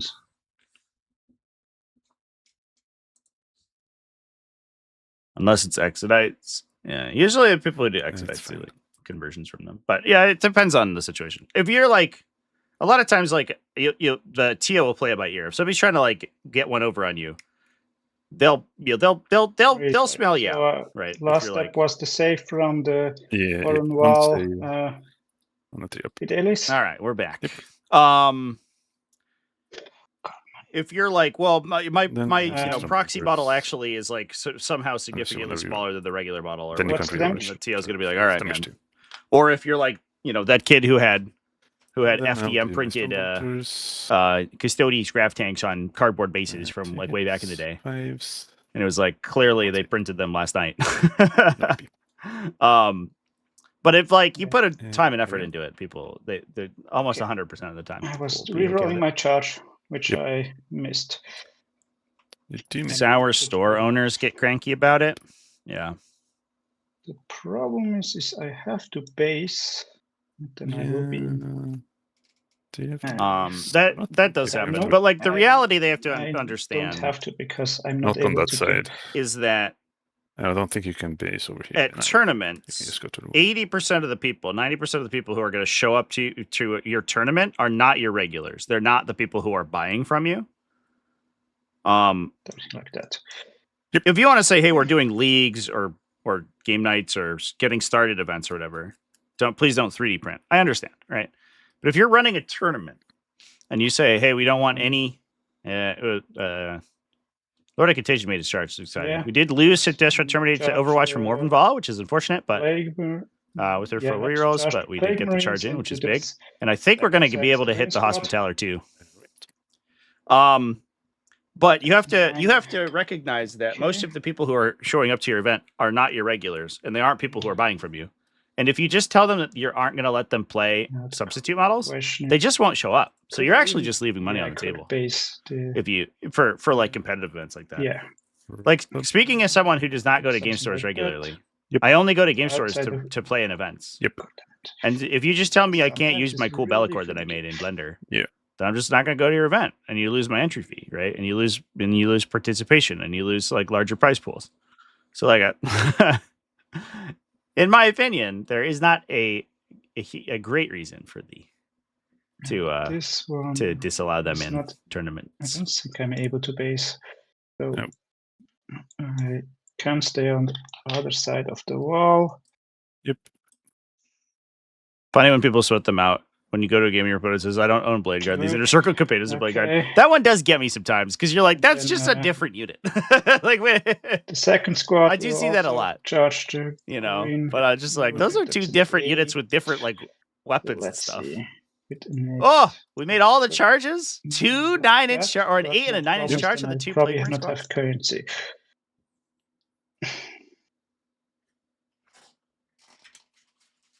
Okay. No, then I'm not within. Happy New Year, Nurgle Matt. Absolutely. Only can put one model here. But yeah, definitely then like you would have to either string around this way or just be compare. Yeah, we'll probably just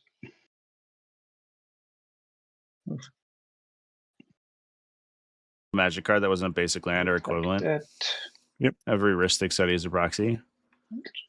For Magic, I think it does have a different context too, because like Magic the Gathering cards are also like hyper valuable. Yeah, right. Like the powerful stuff is like super is limited, right? So it's also like you may be showing up to a game store and flashing $10,000 in cash, which is Okay. Either something that's most people cannot afford to do, do, or something that Yep. it would be silly that's to do. It fine. would That's fine. Okay. would be a lot. You have 2 CPs or more than 2 CPs. I have 2 CP. So we will start with the dash route. Yep, I will do minus 1 to hit. That's -1 to hit. Yep, minus 1 to hit. Or okay.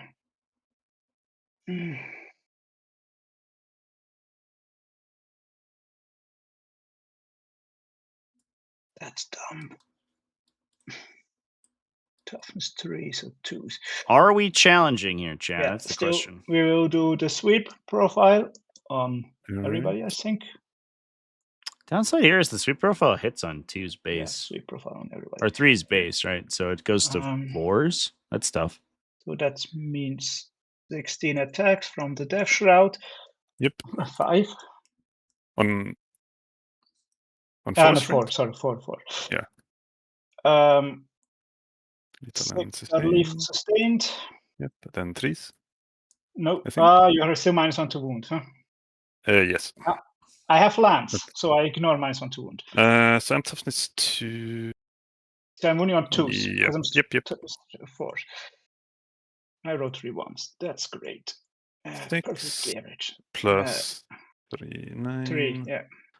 Well, I think regardless of And the 4. on the discussion of right? Yeah, damage 1. Of- and then 4 ups and 5 ups. Magic the Gathering is an investment. lose. Regardless of how you might personally feel about investing, The Lord, it's still the case that if you show up to your local game store with a hyper valuable card, even if you yourself don't consider it like an investment, they go away. the fact That's is that other sustained. people might, Also on right? 2s. And Okay, that's 7 times. I don't know. The number of horror stories I've heard from Magic the Gathering people in regards to hyper valuable cards is Take these staggering. And I don't know if I would want to open myself up to that Okay. regardless.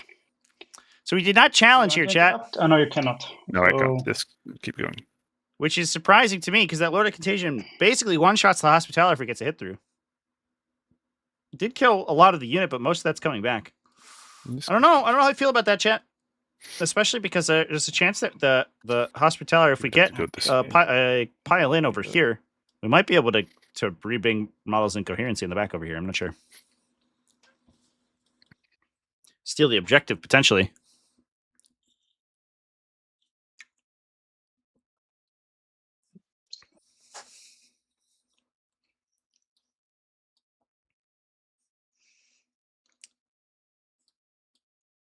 Oh, I'm agreeing with you, chat. Like, I think proxying makes sense in like multiple So perspectives, right? champion goes into Sacrosanct. Like, I think And it makes sense if you do own the to cardboard go to not to play the- it, and if you don't own the Oh, cardboard to okay. not buy it. So, like, No. I don't think there's ever a reason that you would take expensive Let's cards do from the the game table champion and play and them. the heavy weapon.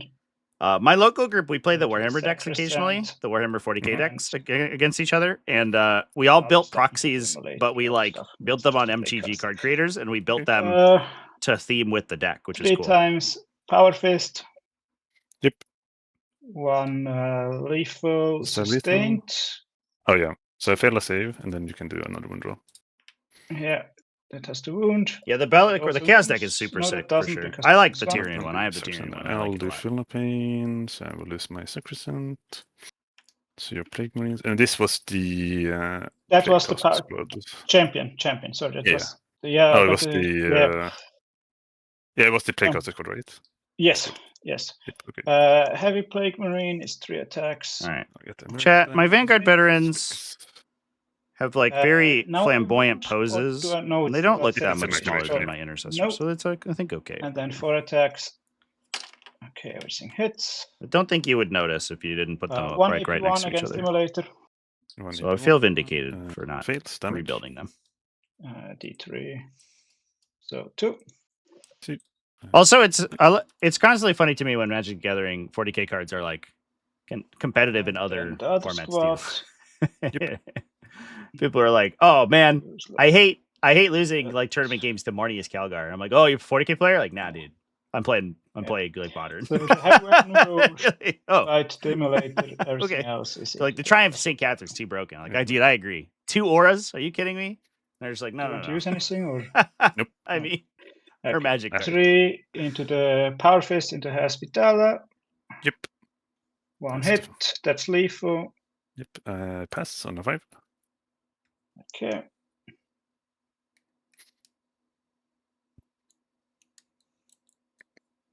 Dice. God. Lethal 1. Okay, 3 times AP0 onto Hospitaller.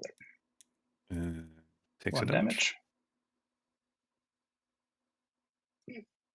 3 into the emulator. 3 hits. Yep. 2 wounds. AP, Pass. it's fine. Okay. Oh, I forgot the Yeah, other go squad. for it. They will just touch that.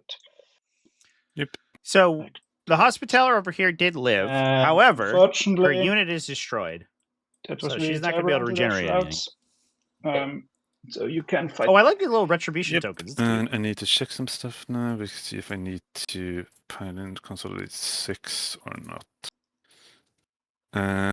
So if I just do a normal pile in, I can go here. Basically, I want to see what I need to do to be able to heal onto the middle. And this model has to go here, I think. I think I just need to do it so I can move around. Yeah, I'm just going to do it. Yeah, so Champions of Faith does have that nice 6-inch pile and consolidate. I believe it also has the stipulation too that you I'll move towards the spend closest CP on unit than the 6 closest pile model. consolidate, It's like because the ranges test it Harlequin towards near stratagem. here. Not that So that's hugely definitely relevant here, move but in some cases it can let you do weird combat Two. movement that that your opponent might not be 3.5. expecting. But that will probably steal the center objective back for Rhina here. 6. Go 3 and Look at that. You love to see it, chat. Yeah, puts 2 Maybe models right back okay. there. So once we go to the confanned phase go and the Hospitaller starts regenerating, here. that's going to be big. I think Kazu probably It's good. But we have 1, 2, getting 3, punished 4, for 5, not 6. swinging at that Hospitaller maybe a little bit. Here. Let's see. Like the Necron one because you're a We black have player, to therefore an put asshole. unit. The Necron one's so wild. The combos go crazy sometimes. We probably go this way. I do love those decks though. Those are very cool. My housemate and I were Mhm. going through the Avatar decks the other day 6. for the new Avatar, the Last Airbender set. Very cool design in that. See. Magic the Gathering has cool like top-down design stuff. I think the simplest way is to put this model here, so this one can't base, and just keep this one in the middle for coherency. There's a cool enchantment that enchants through your creatures, Here. and as those creatures die, it like collects all their they're abilities all and then grants good. them. You can grant them to 6 whatever models. creature is currently holding it, Then which is we'll representing shoot. like all the avatars We in that. have I think that's cool. the Not a good card, Spear. I don't think, but very cool. 3s. And 5s. Nope. Then we should have 4 maces, which are 12 attacks. 3s with lethal. And 5s. AP1. Damage 2.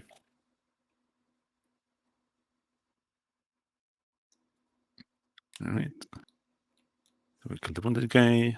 Hospitaller. On a force. Nothing. Then I'll do my dominions over here. They'll just punch you a little.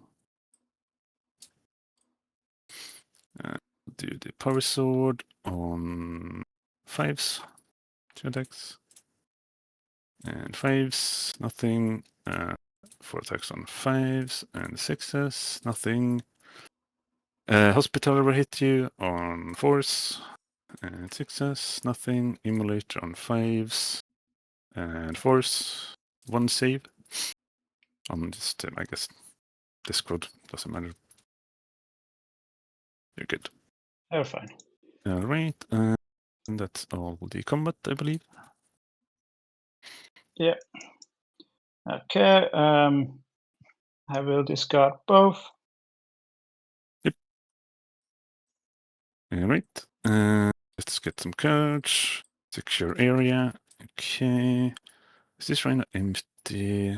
No, it's a is 6. not. It's a character inside with the 5-man squad. Yep. So, okay. Let's definitely Yet more do Plague the Marines, chat. Wait, I believe there's still 15 Plague Marines in transports. Yeah, look at Paragon. that. Incredible. Then I will. This has been a bloody game. We love to see it. Although Morphin Ball's committed now. She's about to do some serious damage here. We'll get 2 back. At the very least, I think probably knock down a brick of Dash Rod Terminators and a Mephitic Light Hauler, most likely.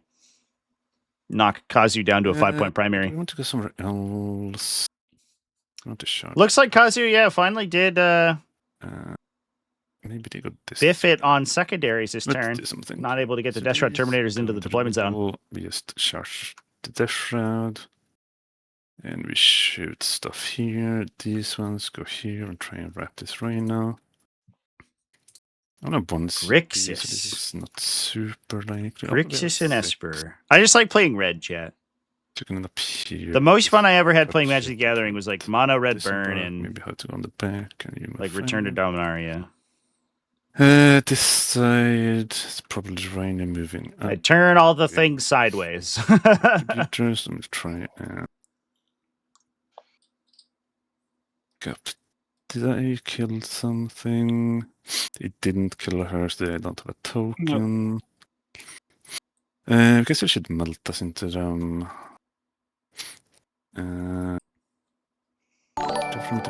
V Gather 2. Thank you so much for the follow. Welcome in.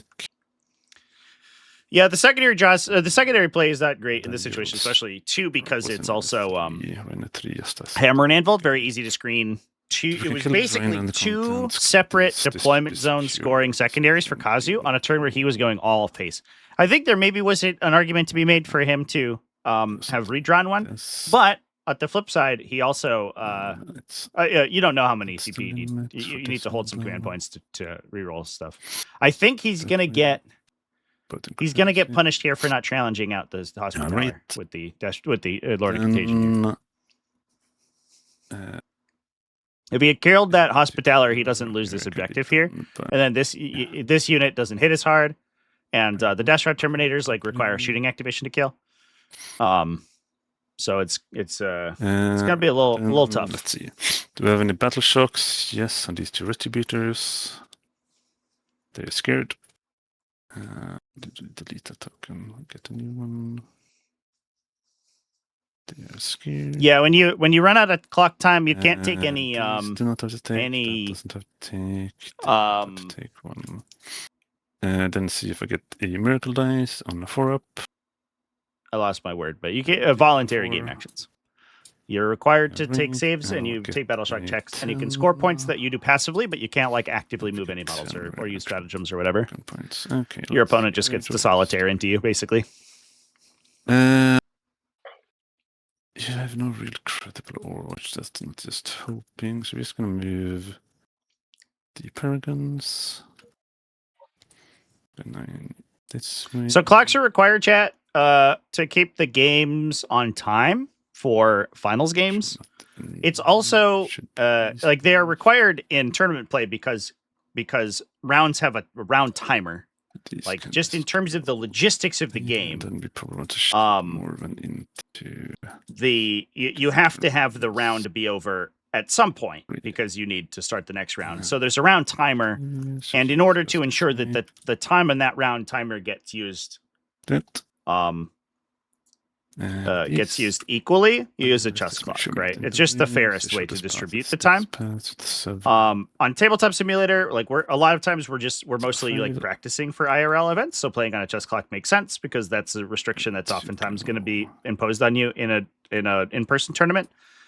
And then it also keeps the finals games from going over. We had famously a game go 7.5 hours. In I think season 1 or season 2 or season 1. It was T5S2 season 1. And prior to that, chess clocks were only required if a player requested them. That game was the turning point. That game was the indication we should be playing with mandatory chess clocks, and that quickly became the rule. Unfortunately, 7.5 hour games are fun for literally no one involved. So you don't we're get maximizing fun. overwatch. It's this unit. That is 10. Well, there's something to be said too for not getting lost in analysis paralysis. Like playing on a timer requires that your games are you execute your turns in a timely manner. One thing that can happen very easily is that like you get lost in the sauce or whatever. You're just like you get distracted or you don't know what's going on, and you just you like sit there staring at the table for 15 minutes.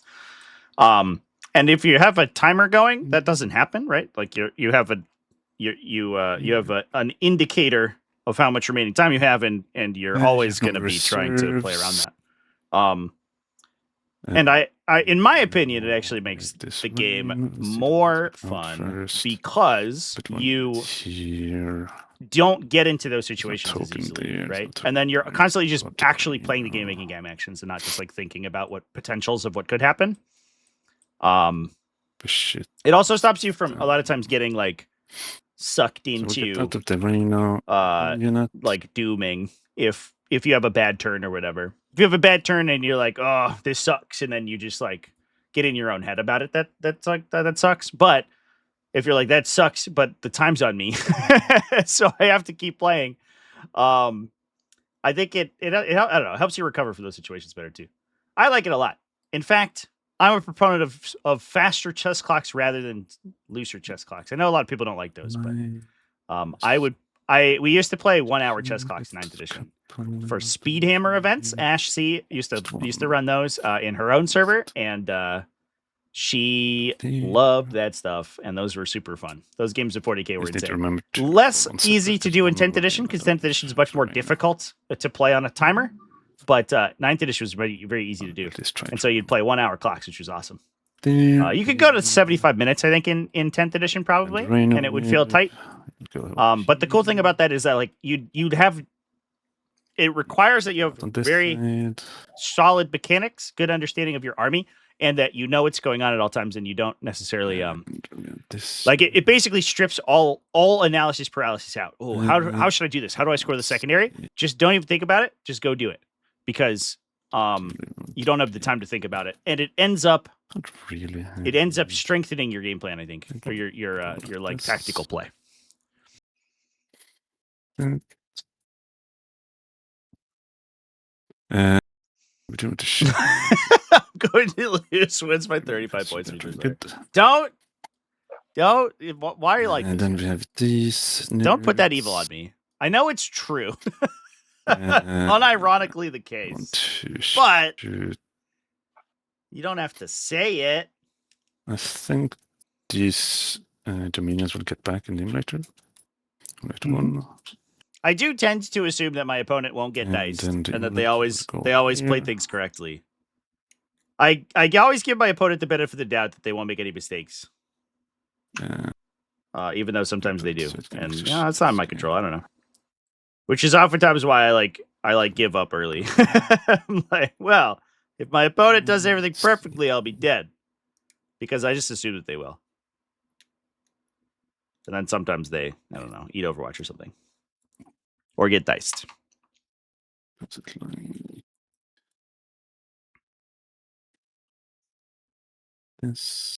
Unless it's Tyranids. You can shoot the Reina. But the nice thing about Tyranids is that when I lose, it's not my fault. So it's fine. 9. I did the best I could with a bad hand, chat. That's the Tyranids motto.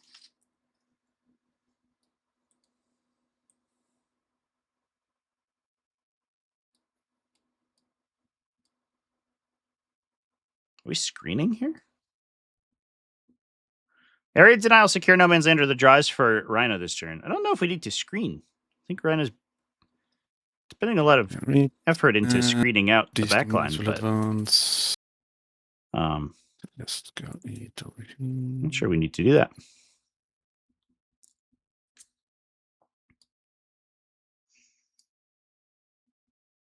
Got so mad after losing to OG Bringers of Flame.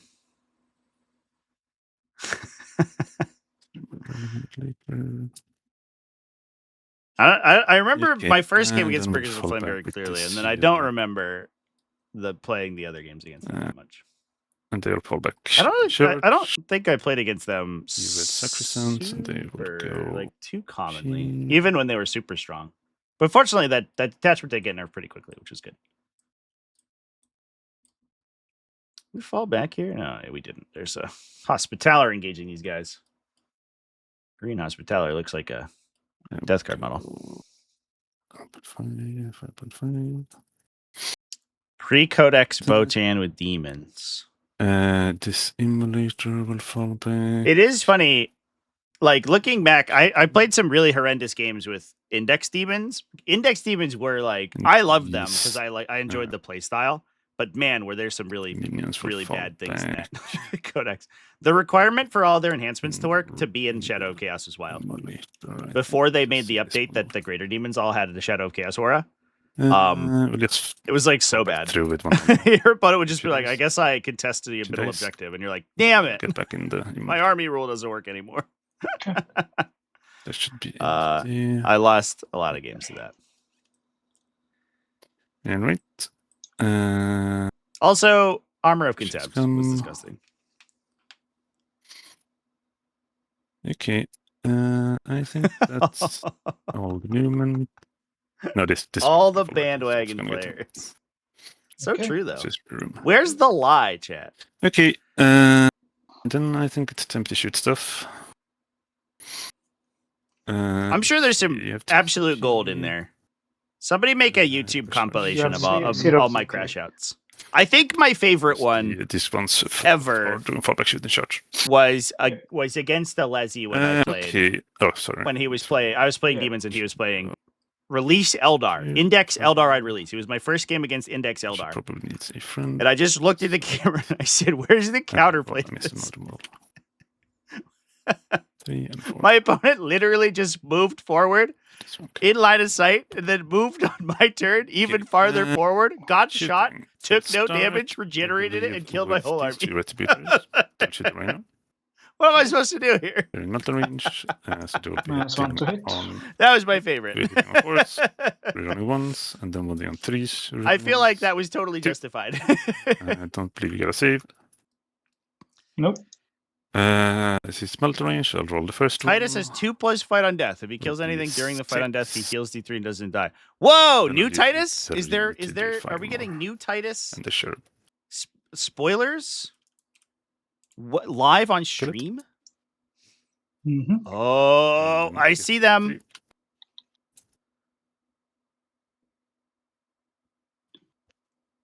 On Warhammer community chats, here is a link. I'm going to put it in the chat so we can follow along while we are going. Captain Titus. He is a Mastercrafted Saint Shard. At least he's only AP1. 5/1/2, 8 attacks, anti-infantry 2. It's very similar to his lieutenant profile. He grants his whole unit sustained hits 1. And he's just Captain Titus. He's not in his command squad. So I guess his command squad must be separate. He's destroyed by a melee attack and has not fought this phase. Roll a d6 on a 2+, do not remove from play. Can fight after the attacking models makes attacks. If one more enemy model is destroyed as a result of those attacks, this model gains D3 lost wounds and is not destroyed, otherwise removes from play. I do. That is a good way to represent his like rage mode from the video game, though. To be fair, right? I kind of like that. Plus, he has a 5+ field no pain and 6 wounds. Dude's actually kind of a tank. Right. Important to note, though, that if he charges, I think this can you use? he can't do his respawn. It's only if you kill him on your swing. Okay. Wait, let's see. Maybe I can't. If I can't, maybe I can't. Yeah, you needed to read roll a 2, so it mad, but let's see.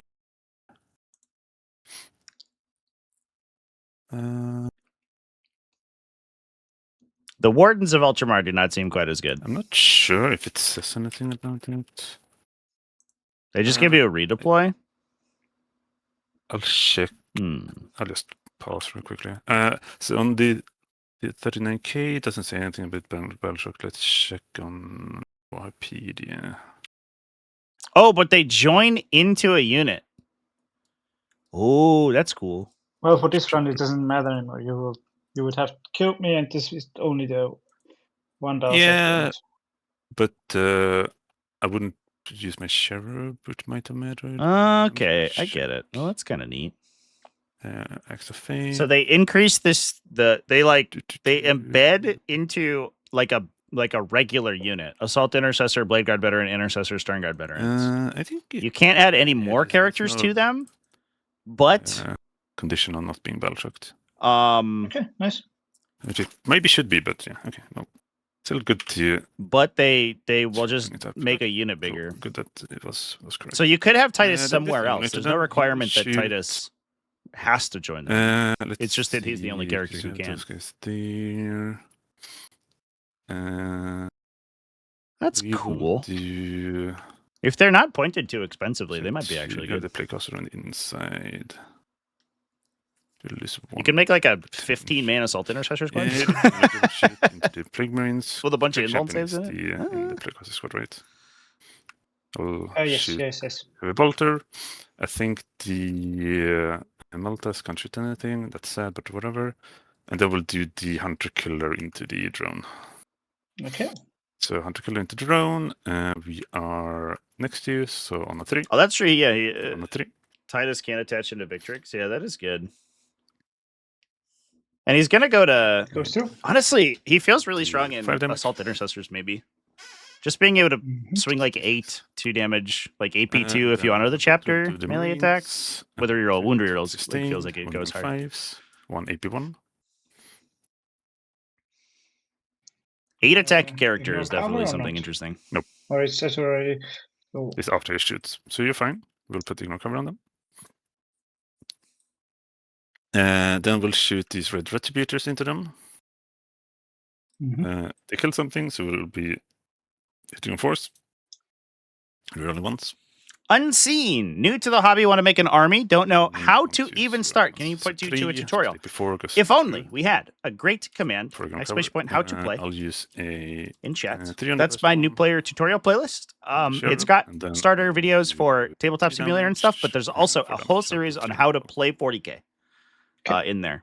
And the I also have, if you go to my YouTube channel, I have a series of videos on getting started with different armies. And the starting point is the combat patrol. That's like gives you basically like a pre-built 500-point army that you play. That's a good starting point for whatever army that you're interested in playing into. And then those videos I have recommendations on building them up to 1,000 and 2,000 point we'll do sizes. Paragons. We'll shoot the Maltas into the hauler. Exclamation point lists in chat will get you the on Morven to get the army lists as well. For those who want to see the list for this game. No one is in Malta range of the drone. Just 6 Maltas on the hauler. And this will still be on 2s because we're weapon skill 2, blessing skill 2 for being righteous. Yep. Because you're a vehicle. Got a whole Discord, exclamation point Discord. These guys, you're playing a finals game from a 4-round tournament called a pod. Those are all run in my Discord. We also have a GT grand tournament going down in a couple going down next week. That's like competitive stuff, though. If you're brand new to the game, it will probably be a little overwhelming. But there are people in there that will help you get started. There's a mentor channel if you have any questions. Like you can tag mentor in there, and people will get pinged, and they can answer any questions you have. And it depends on people's Fidelis into availability, but some people are also willing to do demo games and things in there as well. Yes, I have a wounded guy. Yes. So we'll do the Stormbolter first. Yep. The playlist has a series on the core rules, learning the core rules of 40k. 2 AP0. I do it all. I do like all the demoing in Tabletop Simulator, but the rules are the same whether you play IRL or online. Nice. And then we'll do. So if you go check out that how to play playlist, it's all in there. Bonus. Reroll, and then this will be on force. Rerolling. So this is 7 AP1. Brother-in-law bought you Space Marine Assault Intercessors for Christmas. Hell yeah. Assault Intercessors are a good unit to start with. And then more Yeah. ones missing. Honestly, almost they've done a good job so far. Basically, all of the intercessor profiles are pretty good. Even heavy intercessors at this point, which is pretty wild. I don't know. I didn't think I would say that in the year of our Lord 2026. But as heavy intercessors, not the worst unit ever. Okay. No, I already deleted him, but I have a guy. You really built 10 assault intercessors last night. I have 5 sitting on my printer right now. Actually, I have to go get them off and base them. Yep. For Vulcan to hang out with for my salamanders. 7, so 6 ball pistols on 3s and 5s. 2 AP0. Okay. And then 1 hand gleamer, 1 5s, and 2 AP0.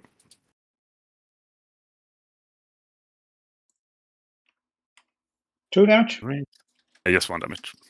1 damage.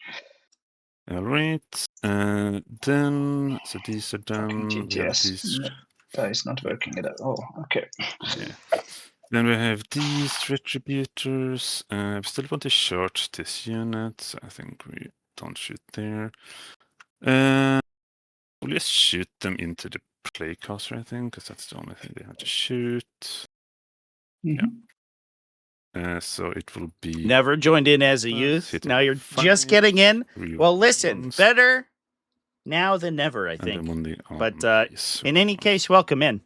So the cool thing about the hobby is that it's got something for everyone. It doesn't really matter what age you are. Whether or not you want to get into like the really hardcore competitive stuff, or you just enjoy spending the time like hanging out and doing hobby things. Like the cool thing about tabletop gaming is that you can interface with it however you want, and so regardless of what stage of life you're in, it has something for you, which is just really an incredible thing for a hobby to be able to do.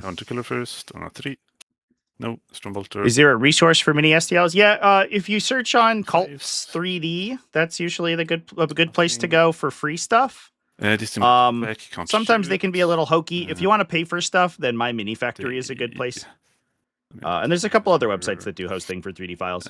This shot, I think we're done. Sometimes it's kind of tough to find them because for copyright issues, like the creator can't just say like this is meant to be X model from 40K. Charge here. But usually you can tell what models are meant to represent. And I do a lot of kit bashing. Basically all my 3D printed stuff I've constructed myself in Blender out of parts. Which is one of my favorite things to do. It's like building miniatures in real life, but I get to do it on a computer and then I can make an infinite number of them after I do that.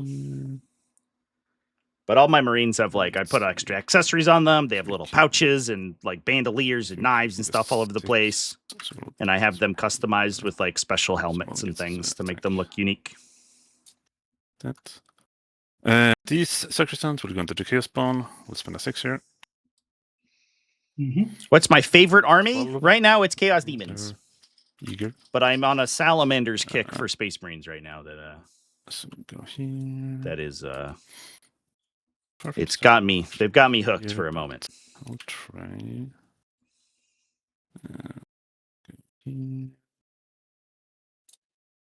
We are, in fact, a Tyranids channel. Not anymore, Nurgle Matt. That used to be the case. Now we're a channel that makes fun of Tyranids for being bad.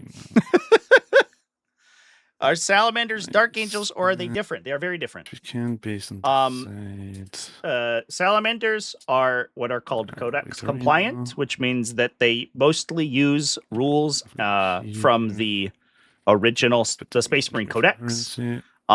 They have different characters as well. They're just the only similarity is that their armor is green. But Dark Angels have an entire extra book of extra units that you can play, and Salamanders just have some special characters. I believe we can but Dark Angels have like special Terminators and special biker units and special vehicles and all this, you know, in addition to all their heroes and stuff. So they're very, very different. Then we'll put Dark Angels tends to focus on like resilience and combined arms. Same time. Like they play a lot of different unit types together, and they tend to be very difficult to kill. Whereas salamanders tend to play the red close range sacrosanct combat. They want to into the engage you fragments. from like 12 inches away, and they want to play very like fast and What do aggressive. we need here? So they want to run up really fast then- and get up right next to you, and then blast you away from really close distance. We spend the 4. Just need to get in. We should be fine. How hard is it to get on the objective? Kind of difficult. Not very hard. No. Is Sakan a salamander? He is, yeah. Yeah, the other cool thing about Well, salamanders, if you're that like a sounds lore head, cool. is that salamanders You need to get 2. like very high, unlike many other space marines, they very highly value like human life, and so they tend to be the nice guy space marines, where they're trying to protect civilians and things by setting all their stuff on fire. I don't really know how that works, but they do tend to be like the nicer chapter. Sideways, 'cause we can- Which is why you see like a lot in. I think they had the whole thing in the Tithes where he's talking with the Ultramarine guy, and the Ultramarine guy is talking about like how great Ultramarines are and Not 80, but how important protecting the gene seed is, and Sakan's Right. like, well, also Uh, you should protect the people too, right? that's our short. That tends to be a salamander trait. You can interrupt, so we'll start with the Paragons. You do have to. Yeah, that salamander's not Dark So Angels. I Dark Angels are very much not that way. To get more attack. Dark Angels they have like their own set of sort of clandestine I can go goals here. that they're trying to Suits. complete. Usually Start with the 2 Yes. suits. at the expense of their field actual attacks. mission. So like This will Dark be Angels will be on sent to a 3s. battle zone to do something, but they realize halfway through that they could be Rerolling. chasing down And on one of their threes. secret mission targets, Rerolling. and suddenly they're all So, gone and 7. doing something else. On your 4 up. They're a little self-centered that way. Oh, okay, sure. Sorry. So it will be the champion and that's- then 10 damage on the character, I think. Or 8? Yeah, 8 damage on the 8. character. Yep. 4 up in 1. You make 4 Six. damage. Alright. Then I will hit with Morven. She gets 8 attacks. Lord of Contagion lives here? 3s. Oh, unless Marvin kills him. Rerolling. All right. So that was sword Yes, we attacks got only? that one, Jesus. We got the dev wound. So, well, I guess you can do your saves as well. So it's 2 dev wounds and 4 saves, damage 3. 4 saves first. So important to note here, folks, that because there then was a how many Dust Breath death Terminator in this hits? unit Two at the start of devils this times 3. activation, So 6 damage.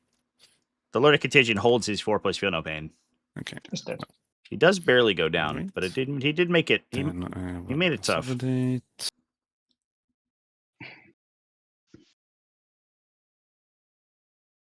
Dark Angels is a much worse shade of green. Dark Angels also, it should be noted too, they have different like Yeah, I think I sub-factions have within their chapter. They also have the Deathwing and Ravenwing, which are their really like heavy infantry and fist? light guys. biker 1 wound. One wound. battle companies respectively, and they have Yeah, different armor shades. So Dark Angels do tend to be That's where kind I of get them technicolor a little bit. from Morven killing something. The Ravenwing are black and the Uh, Deathwing are one bone, more. which is why you often see Dark Angels with a bunch of More. different colors in their army. Make it. maybe 2. Just 1 too many. 2 lethal. 5. This is damage 1. Yeah. It's Is 5. Sakan So- actually part of 40k lore, or is it added stuff from a game? Uh, Sakan, so he's It's a great game. all of the Tithe stuff from the animations is canonical. We'll need to cross But it. he's not Okay, in the so I tabletop can game. go He's here, just a salamander then we'll intercessor. go So he is here. part of the lore, but you can't like play him on the tabletop, at least right now. Can hit him. Captain Titus or Lieutenant Titus from the And here. video game is though. He's a guy. You can play him. All right, so we should have everyone attacking. We have the superiors. They also have Belial, the best model in the game. On 3s with lethal. Ugh. Ugh. And then 5s. We should one EP one. we should do a Belial challenge. should- We just actually try unironically to make a on Belial good. And then the superior one hit. Not like One you have to 82. play 10 Deathwing Terminators, two. but like let's play a list. But we have to The use Belial in a hospital, transformative way where he actually is useful. attacks. I don't know how you do that. You probably just So you- attach him to so- Deathwing Knights and then stab someone with a sword, I guess. But I don't know. I take. So no, I save. Sorry. To There we- decrease. AP0. Okay, so she will. Let's see. What do I want to do? So if she, that's 5. So if she goes on, that doesn't. All this. You can use other Space Marine models, add to an army, paint them in the right color. Yeah, so your army that's color scheme how- doesn't have any effect on what your models do. So you can paint your army. You can feel free to paint your army however you want. You don't have to follow an official color scheme. Okay, Some models will have and then like I'll hit in-game spawn. keywords based on the Put that chapter model the here, chapter that put they're that in for Space marine Marines, and that will be restrictive. So, for example, if you're playing Ultramarines, So you let that can't play go any on, it's salamanders. hospitaller. For example. Mhm. So if you have a specific seven unit, like aces, Vulcan one Heston is a piece. Salamander's character. If you take him, you can't Thanks. also take Captain So that Titus, is who's an 8 Ultramarine. EP1 damage to. However, beyond that, there's basically like your models are just your models, right? So like regardless of whether or not my intercessor, my Space Marine guy is green That's or blue, 4, he's going to do the same thing on the table. So it doesn't matter how you paint your army. You don't even have to like follow the official color scheme if you want to play Ultramarines. Effort, You can play like Captain Uh, Titus, Just but left. you can paint him green 1 wound and left. play him with the army that and you that's built the to be third salamanders. attack. And it's totally fine. So He's fine. my Space Third Marines attack. tend to all be green, even if I'm playing He's Ultramarines. dead. He's nice. Then I'll do the superior. 1 hit. Nothing. Okay, so we killed 1 guy. So you can't take an alien with a Space Marine? No, not generally. Yeah. Yeah, your army, you choose an army, one army to play. They'll all have a keyword. So for example, right now we're watching Death Guard versus Adepta Sororitas. Two. So all of the Chaos Space Marines over here have the Death Guard keyword. All of the Sisters of Battle have the Adepta Sororitas keyword. When you choose that keyword, Right. it's called a faction keyword. You can only include models with that keyword in it. So if you want to play Space Marines, you choose Adeptus Astartes as your faction, and then you can only include Adeptus Astartes units, and sometimes there's allies you can take depending on the faction. +2 is 8. But especially when you're getting started, you can just only take Space Marines. 5 with Oh. lethal maybe, or maybe not lethal. I would not worry about ally mechanics for your Forced Forced to into hit. your first couple of Force into And threes. then of into- purchases. Into 3s, yeah. And there are specific characters for Yeah, specific four times, factions. Yeah. 21. Space Marines are unique. Whoops. The chapter thing is unique, where you have 2 damage. Lose special another. characters that are for each chapter. The other factions don't really do that. That's a Space Marine only thing. But it's just so that they inside the Space Marine Codex they can accurately represent like Ultramarines and White Scars and Dark Angels and Space Wolves and all these different chapters that are all culturally distinct inside one codex. And see if you Without having to print a bunch of different Okay. codexes for them. It's a 2 print. Okay, he's back. He is big. So if you want to play Space Marines, you'll also choose a chapter, and then you can only include in the army you're building. You can only include models from that chapter, but it doesn't change your other selections. Okay. So every chapter can have like, generally speaking, primary, every I chapter guess. can have Well, like intercessors Then and you have a battleship. tanks or I whatever. have to do a battle shock. But you But can't. the other The stuff ones that has a also on the specific marker. chapter keyword, like Ultramarine or Salamander, they can only. Doesn't matter. Those are Yeah, exclusive. but You only I get one of have- those. Oh yeah, I guess it doesn't matter. You didn't move up. No, no. But yeah. 10 Belials. Let's see. We draw defend and mark for death. March for this will She's be fucked. Do I get a CP? Yes. Defend stronghold marked for death. Defend's very good pickup this turn because there's very little way that you can dodge it. Rhino had a huge turn, closed the gap quite a bit here. Marked for death is a little bit tough, especially because of the dominating position that Marvin Ball's in right now. let's see. Don't forget that her unit's going to get that full hit and wound reroll on Overwatch right now. So if we do try to send the big Shit. Plague Marine squad in to clear her, she's going to get a full power Overwatch into them. You're probably getting it. I think these are stuck. He can't get within 12. This unit can't get anywhere. Just drone. You can go 5. Yeah, the jungle guys are Catachans. They're actually just a These unit. shit They're not will even a do special these subfaction anymore. minions. They're just a unit I you can think take we'll do called Catachan Jungle Fighters. They're like regular infantry, but they're a little faster than the normal sorry, guys. And the Rhino. Although they don't get all the cool Right, weapon that's options. yeah. Just put it on basically low value targets. If you shoot them instead, I think we'll accept it. And a 3-point target. Let's do Gamma here. Yep, makes sense. What do I think are the easiest to learn combat patrols to start playing? Thinking of starting to learn with your 15-year-old son Okay. and building an Let's army for him. start That's a good question. position of enemy. The easiest to learn combat patrols. Space Marines are a good example. I wouldn't start with the combat patrol like the starter set army because it's actually really 6. weird and not very good. But any of the chapter specific Space Marine combat patrols tend to be very good. Just not the one that has like Terminators and stuff in it. That one doesn't very. That one's Can I weird. see them? I think Death Guard tend to be good for newer Early? players as well. Yeah. Necrons is Good cover, okay. but I could see them. Can definitely see them.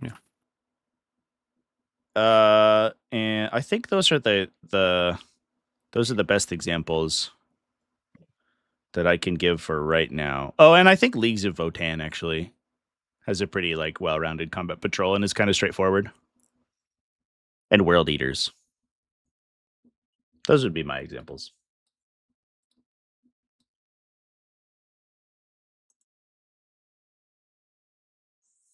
The World Eaters one's actually kind of sweet because it's just like a bunch of units that you would use normally. You want? Yep. You want CP? Well, at least in the Overwatched.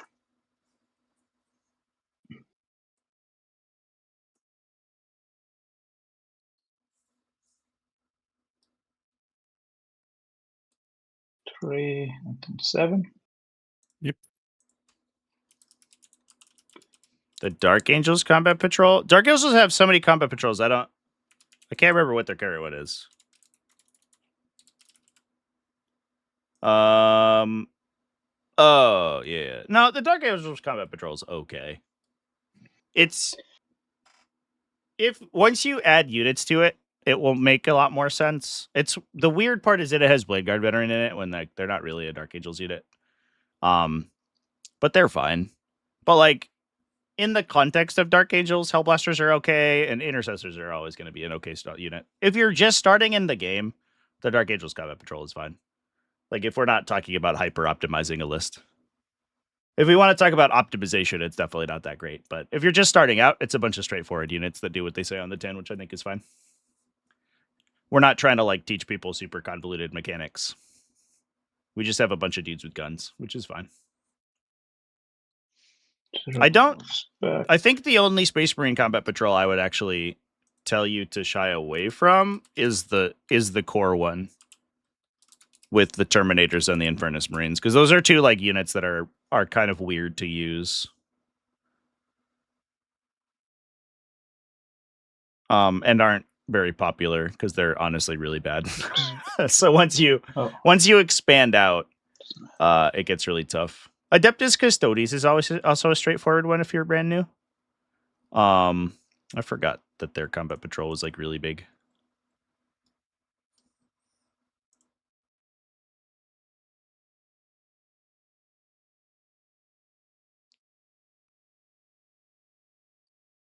Matter if I go like that. Yeah, no, I still wouldn't be within 12 inch. Doesn't matter. Okay.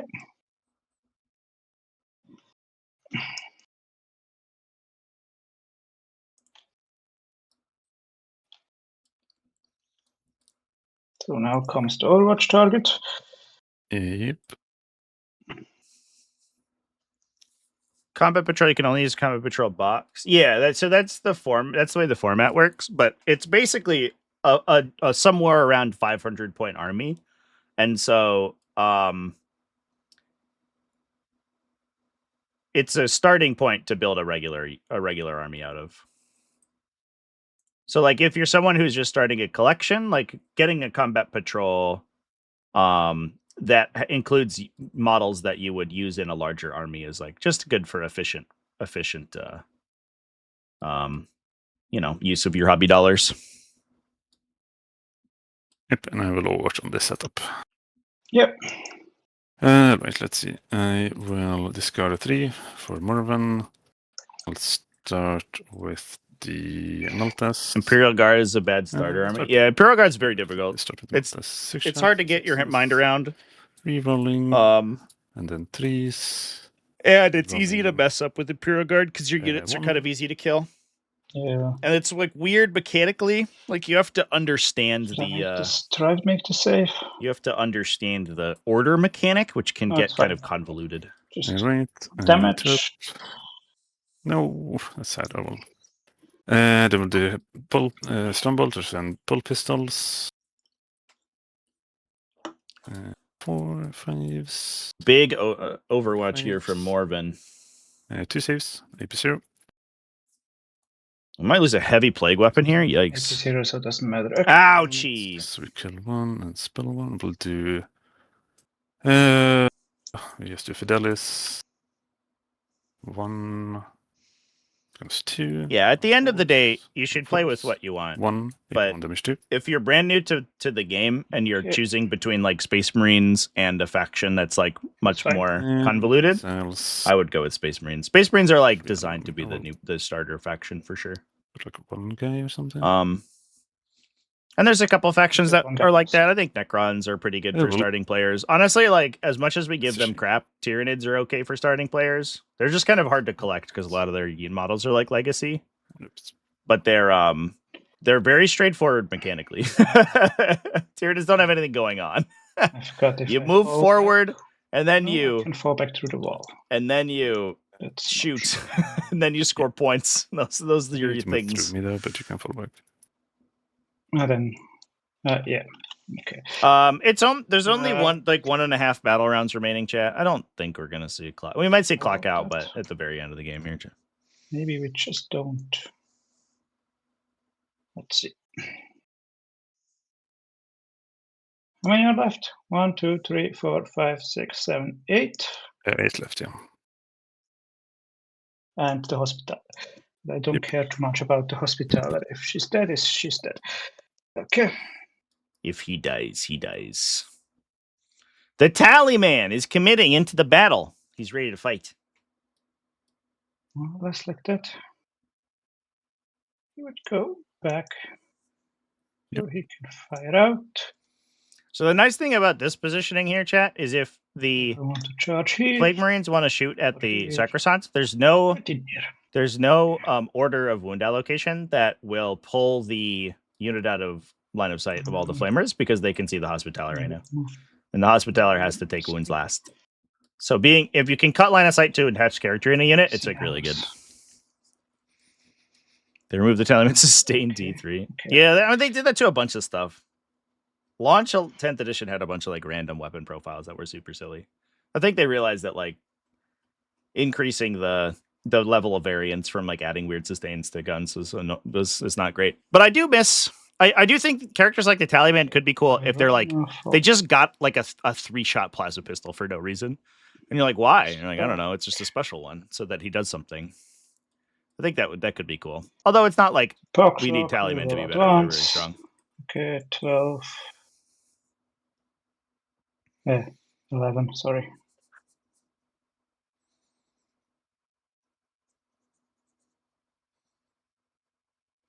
8 and 10. They will come a little bit together. Lord of Contagion is back. Oh, Morven Vault already Overwatch, so the Lord of Contagion actually just gets to go ham now. Could we see the Lord of Contagion actually redeem himself and kill the Hospitaller the second time around? I'm not fearful of we did put a unit inside a transport here. So the other Hospitaller did live. They take a battle shock as well. Now we could push in. Yeah, I will do that. They're fine. They're fine. There's still 5 Plague Marines here. I guess the tough part is that the T6 Plague Marines are actually kind of sweet against the Hallowed Maces. Because while sisters can push to strength 5 in Righteous Champions of Faith, Okay. they cap at strength Do I 5. want to So fall just back with this winning on strength? 5s to rolling 5s to wound against the Plague Marines is like kind of a weird profile matchup. I'm not sure I entirely give the Plague Marines credit here. They're actually very resilient in this particular matchup because like sisters have just an abundance of strength 5 attacks, but having a base toughness 6 profile is amazing.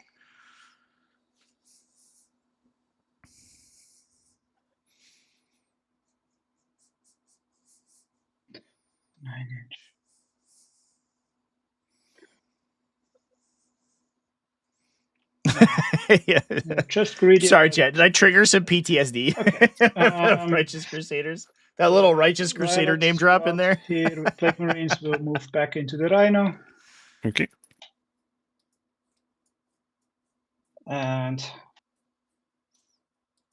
then I would say let's start. Yeah. The Blight Hauler will shoot Monroe unit. Okay. 2 melter. 2 hit. 1 is lethal. Yep. The other one wounds. AP a lot. Right. Yeah, it is pretty crazy how much the T5 to T6 transition affects, right? It's every strength 3 attack and every strength 5 attack, which is like 80% of so 1 like 2 plastic suit. High volume infantry, like man portable heavy weapons in the game, and all of the light infantry attacks. Crack missile hits. Mephitic Blighthaul are going crazy right now. But you have no cover. Finds a Morven Val's unit. Kills, puts another one through. That's 3 3 damage. Puts another Paragon down to 1. Left. Oh, jeez. I'm just going to kill the Paragons here.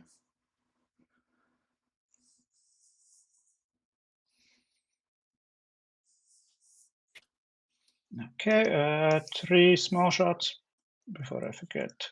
Yep. 2 hits, 1 is lethal. 1 wound because I get +1 to wound. So 2 wounds, AP 0. Yep, I'm fine. They are fine, great. Okay. This Rhino here. Yep. Should can also see that. Yeah. The Havoc launcher goes into. There is a lot of material left at the end of the game here. I guess this is like kind of a quintessential layout 7 game. And the where things were the actual ramp up to this game state was relatively slow. Gamma target, and then from inside out, 1 flamer and 1 plasma overcharge will shoot the sacrosanct. Okay.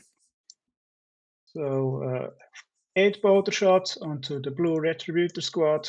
Yep. Okay. Should be on 2s. Yeah, 4 hits. 3 4 wounds. They're fine. Okay, Havoc. 3 +1 blast, so 4. Yep. Hits, 2 wounds on the red retributor squad. They're fine. Okay, flamer into the sacrosanct.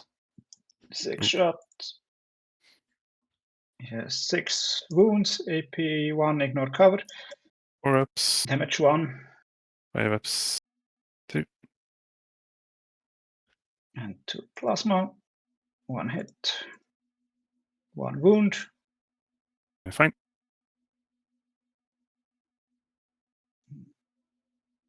Hazardous is fine. Okay, Yep. this tank shot.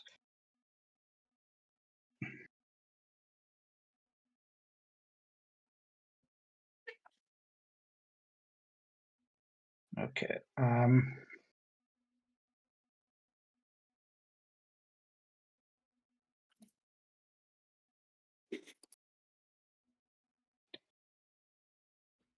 See, range, okay. Okay.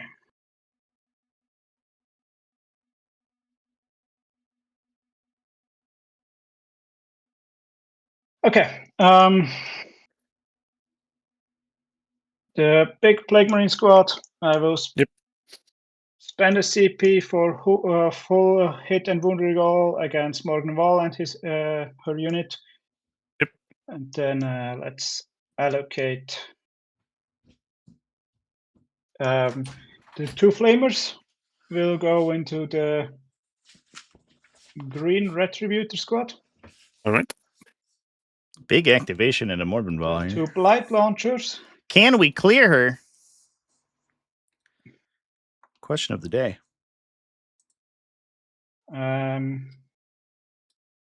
Yeah, the 2 blight launcher will go into the blue retributor squad. All right.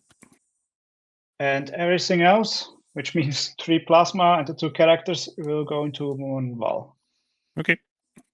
Go for it. Let's start 2 flamers into the green retributor. Yep. 4 shots. Okay, that will not work. Okay, 4 times AP1, ignore cover. 4 ups. Release 2. So take the superior and 1. 2 blight launcher in the blue squad. Let's see, that's 6 shots.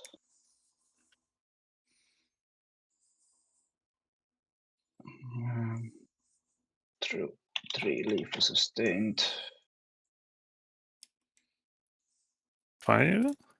5, yeah. I do have cover. Yeah, you have cover. Did I? Okay. I will get a 2. 6 plasma into Moon Wall overcharged. Yep. Reroll everything. Oh, damn it, it's that my dice just won't work today. They Then yeah, 3s. Yeah, reroll. Okay, So, 4 times 4. AP3. 4 ups. We have no dice. 2 damage each. That sucked. Get a miracle dice. The 1.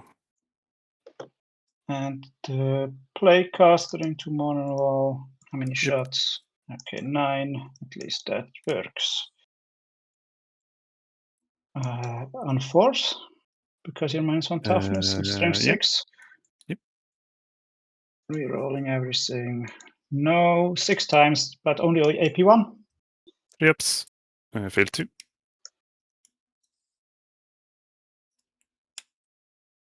That's 6 damage.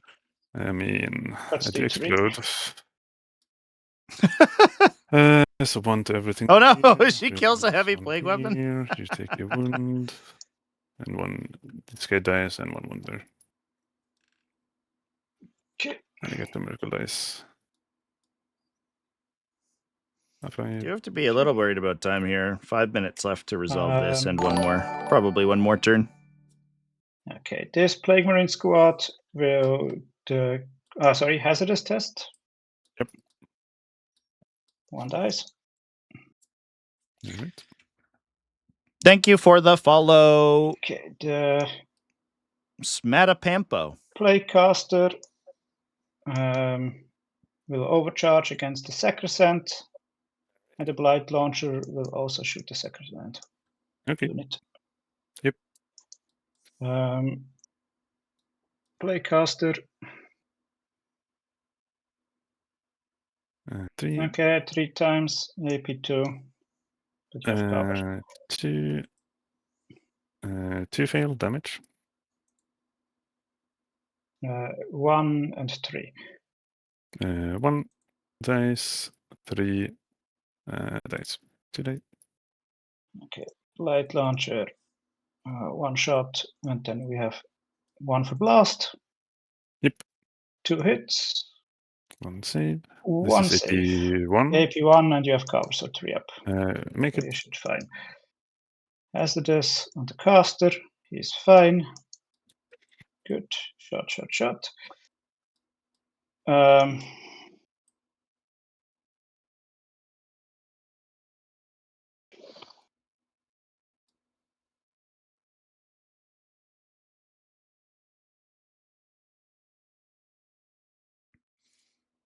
Just an FYI, you're on 5 minutes remaining.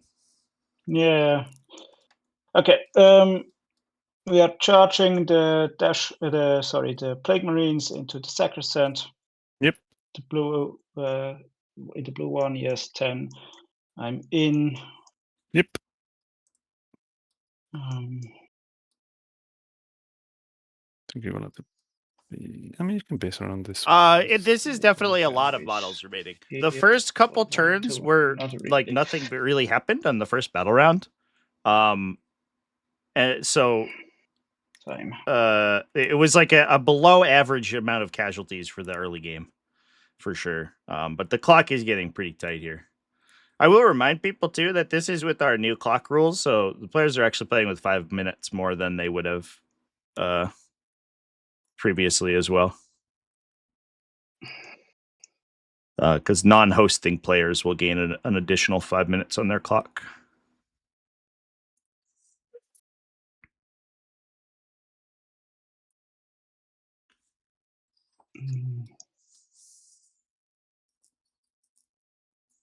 I think he could base like that on the other side. I think coins is fine. Yeah. Okay. Lot of contagion will charge just the red retributor squad. The red attributor squad. 6. I'm in. Yeah. The other Plague Marine squad will charge the Sacrosanct. Okay. 7. I'm in. Yeah. Do you have 2 CPs for interruption? No, I haven't seen Didn't check. Okay. Yeah, the 5 minutes to Very account human. to non-hosting Okay, let's lag. start here. Yep. 4 attacks. Playcaster. 1 hit. That's lethal sustained. Yep. Then 3s. Okay, 2 times. AP1. 1 save. Damage. Okay, D3. 2. 1 dice. Then I'll use 5 on the second save. Okay. The other 2 hits. 2 wounds. AP0. We make them. Okay, great. That will be game. Contagion, 10 attacks and retributors. Yep. Um, He doesn't get sustained, right? But those are no, lethal. but he gets lethal. So 7. 7, yeah. I'll just roll them. AP what? Oh yeah, the new Total Warhammer 1. 40k is going to be hype as So hell. there's 3. I'm hoping it's not as buggy as the other Total War like early releases. We'll see. I'm crossing my fingers. I'm heavy on the top tentatively squad. excited. No hits. 3 power fist. Oh. 1 hit. 1 wound. All right. 4 up. Fine. 2, 3, 4, 5, 5, 15, and 4 for this. So for the character, so 19 attacks. 5 are lethal sustained. And then Oh my gosh. 3s. That -1 to wound here It's just was brutal. That was like 13. 60% ones and twos. 3 ups. Oh my god, these sacrosands. 5 ups. With 2. Do not want to go down. And then 4 from the other. Terrible roll from the Plague Marines here. I don't even know if they're going to take the objective back. I guess I think the Hospitaller, if the unit lives here, the Hospitaller is going to be able to regen onto this objective and take it. Ryan is going to get potentially a 15, and I think that might secure them because regardless of timing, they probably have bottom 5 for a big score. Make it. Great. And that will be my game because, yeah, my dice do not work. I think I'll hold both of these now. I'll do my attacks. This one needs to go. Yeah, that was not the turn we needed. I think we can. I think I would have liked to have seen the Lord of Contagion turn around and go towards this red Hospitaller to try to clear it. It feels to me like Kazu's not respecting the Hospitaller's capacity to regenerate here. And I think being able to clear the either the Castellan units or the Hospitalers is big. This one.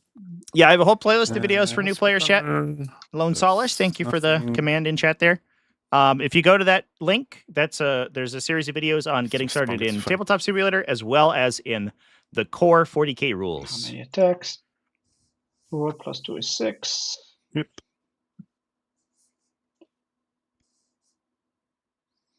1. 1. We're up. 2 damage. 2 damage. Kills 1. They can't move anymore, so we'll take this one. Then I'll attack with these Sacrosants. And we're just gonna attack like we're standing. We'll do basically everyone's gonna go into the Plague Marines. We have 1, 2, 3, 4, 5 normal ones, so 15 attacks.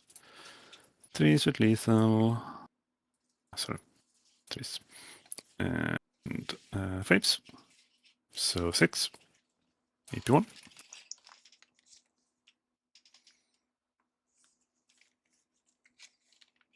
This one, and then the Hospitaler. Nothing. Right. I think that's all the fights. No, the Retributor also can fight here. Oh yeah, the 2 Retributors, sure. They'll do 2 attacks. I don't know if I don't think that he has a marker because he didn't kill anything. he was with the unit. I killed something. So I think he belongs to the unit. Yeah. But they Yeah, don't do yeah, that. Right? Okay. You get 2 unmarked and you will get to defend because I'm not going there. Yeah. Yep. Then to me, she pass. Jakazu with a low 17 timer here. behind. I doubt Start that he stamping. is going to be able to. Doesn't matter. We'll Yeah. get everything. Come back. I'll do Yeah. So the thing is that the Hospitalers are going to be able to regen models. I believe they. Miracle Dice post low. So Rena probably has to auto pass this red unit if he doesn't get a high enough regeneration roll. What did I get behind? But we should be able to take these 2 objectives on the sides here by respawning Castellans on them and then score a 15. And with bottom 5 scoring, because you can 0 or at least knock Death Guard down to 5-point primary, I don't think Kazu has a way to get back into this game. We'll heal the blue Sacrosants. You're going to go through the regeneration rolls and then Go see if, and then I think that will probably be the kicker here.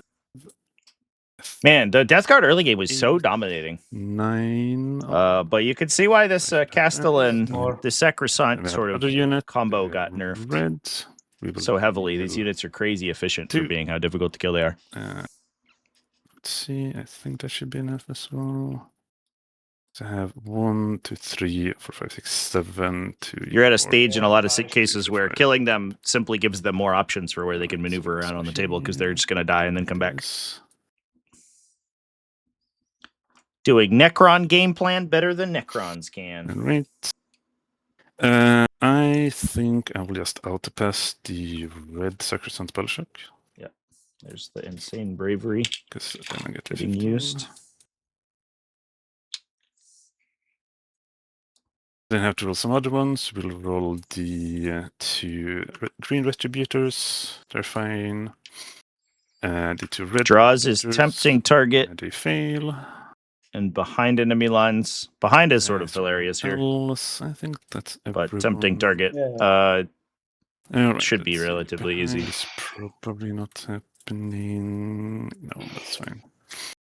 I just need to run forward. Simulator 3. You can stay here. This goes 7, 5. Then these 2 walk out here.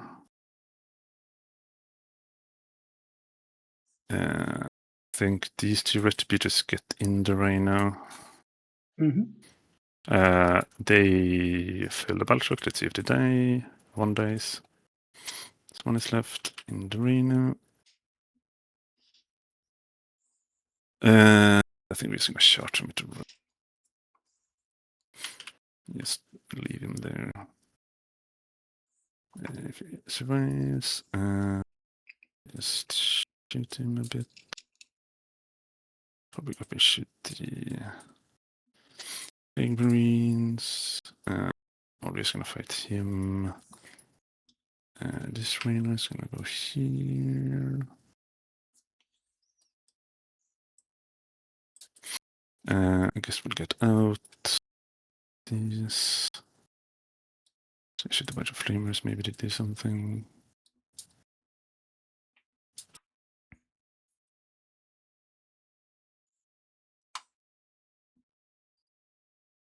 These dominions will advance. Do the 6.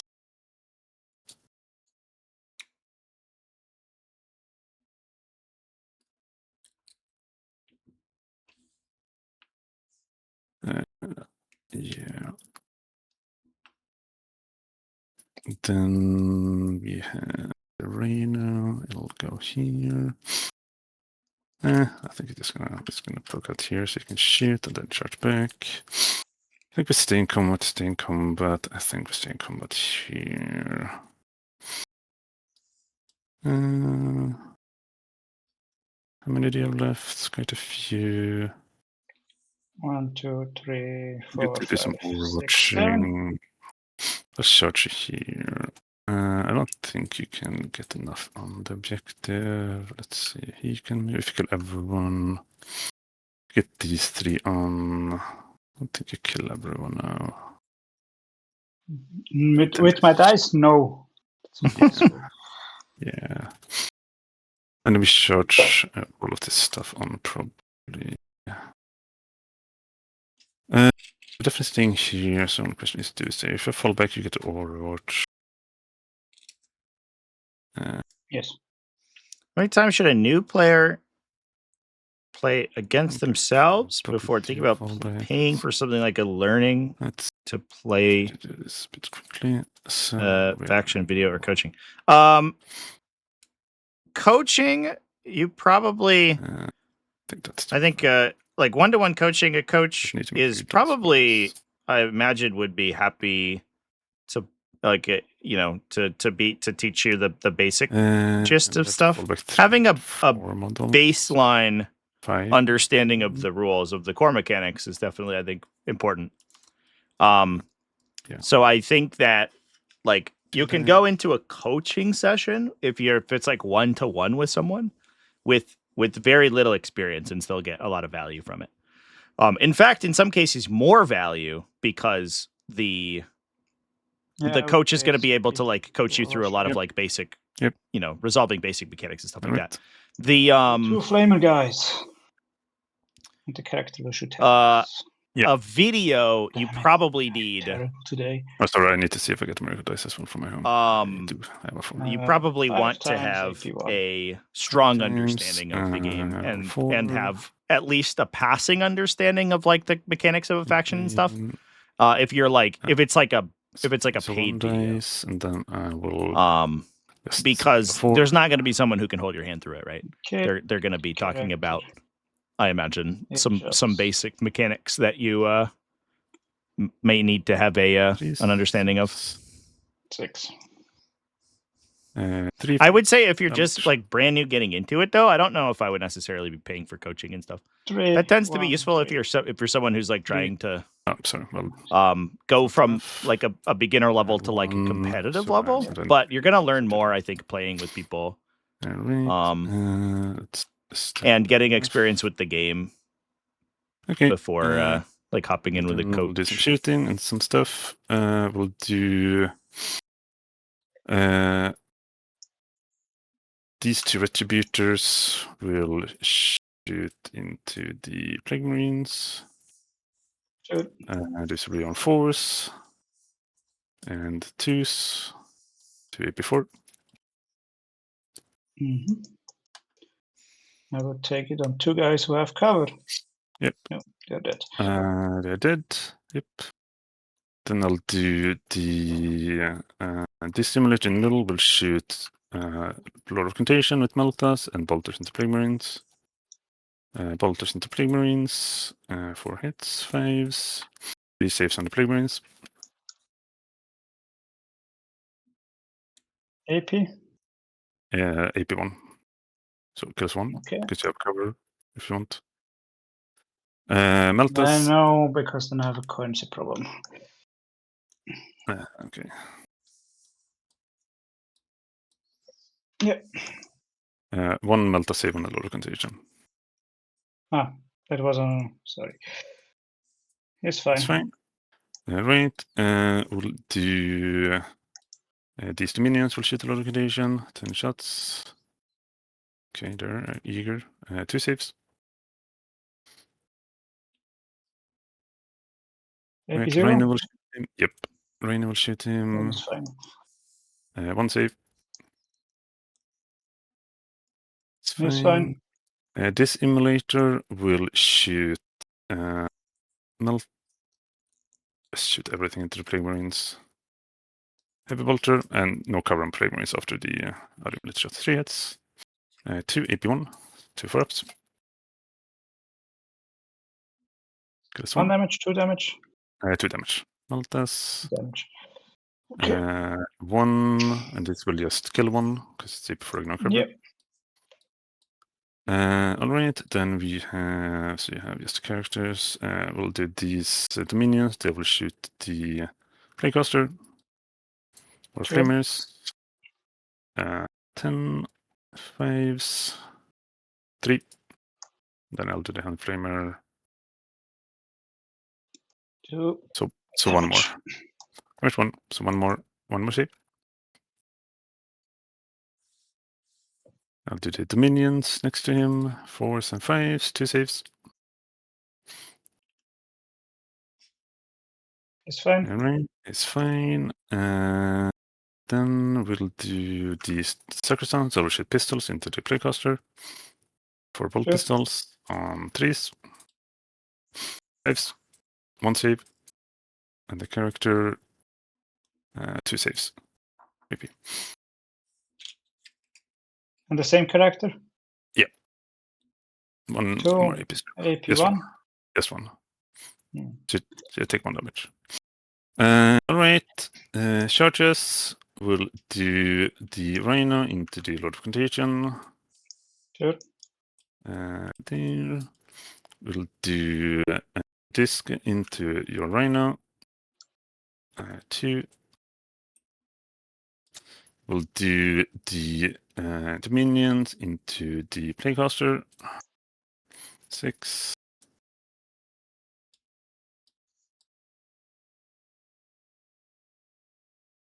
Then we'll do the Retributors into the. He's also what? He's also 3. Okay, we're not going to charge him.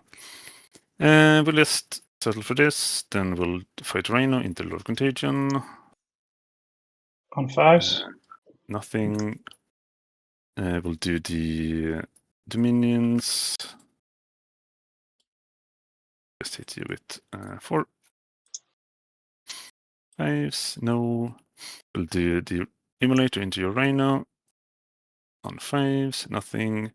Then you probably want to fire with your Playcaster into my guys here. Yeah.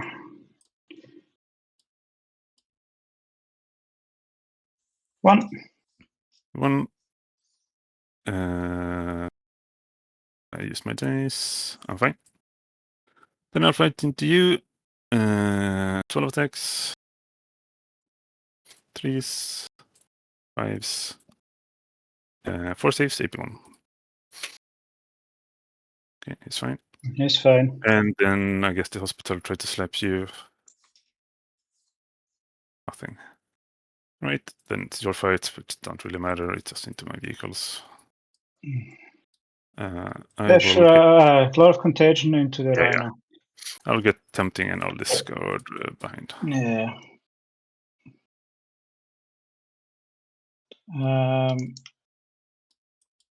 4 times AP2. Take 9. Yeah. And let's see what I draw. I will get 0, and then the game is already over. Assassination Cohort. I don't think I can do Cohort on your list anymore. Secure assassination. So you will get 5 for your home. I can get secure. Yeah, but I guess you're not allowed to move anything if you clock out. I don't know. The rules are. Yeah, you are No, clocked you right will now. win. Yeah. I think So, it's probably not unreasonable to It doesn't give you a move activation if you want one, because the Yeah, clock Yeah, was sure. like on a bunch of these like meaningless combats in the corner. Yeah. So I think you could score secure probably. Yeah. All you have to do is Yeah. put two Yeah. things in the middle objective. But I think Yeah, that would be this the is enough, 'cause only this one. is He's great. OC3, and he Yeah. has only OC2. So Yeah. and then it's end of my turn, and Yeah, okay. And I will draw Storm and Cleanse. So I will just walk on here and Storm, and I will cleanse 2 times. yeah, it's fine. And I'll get 15 and 4, 5. All right. Oh, cool. I felt very sketchy when I was like 15 points behind.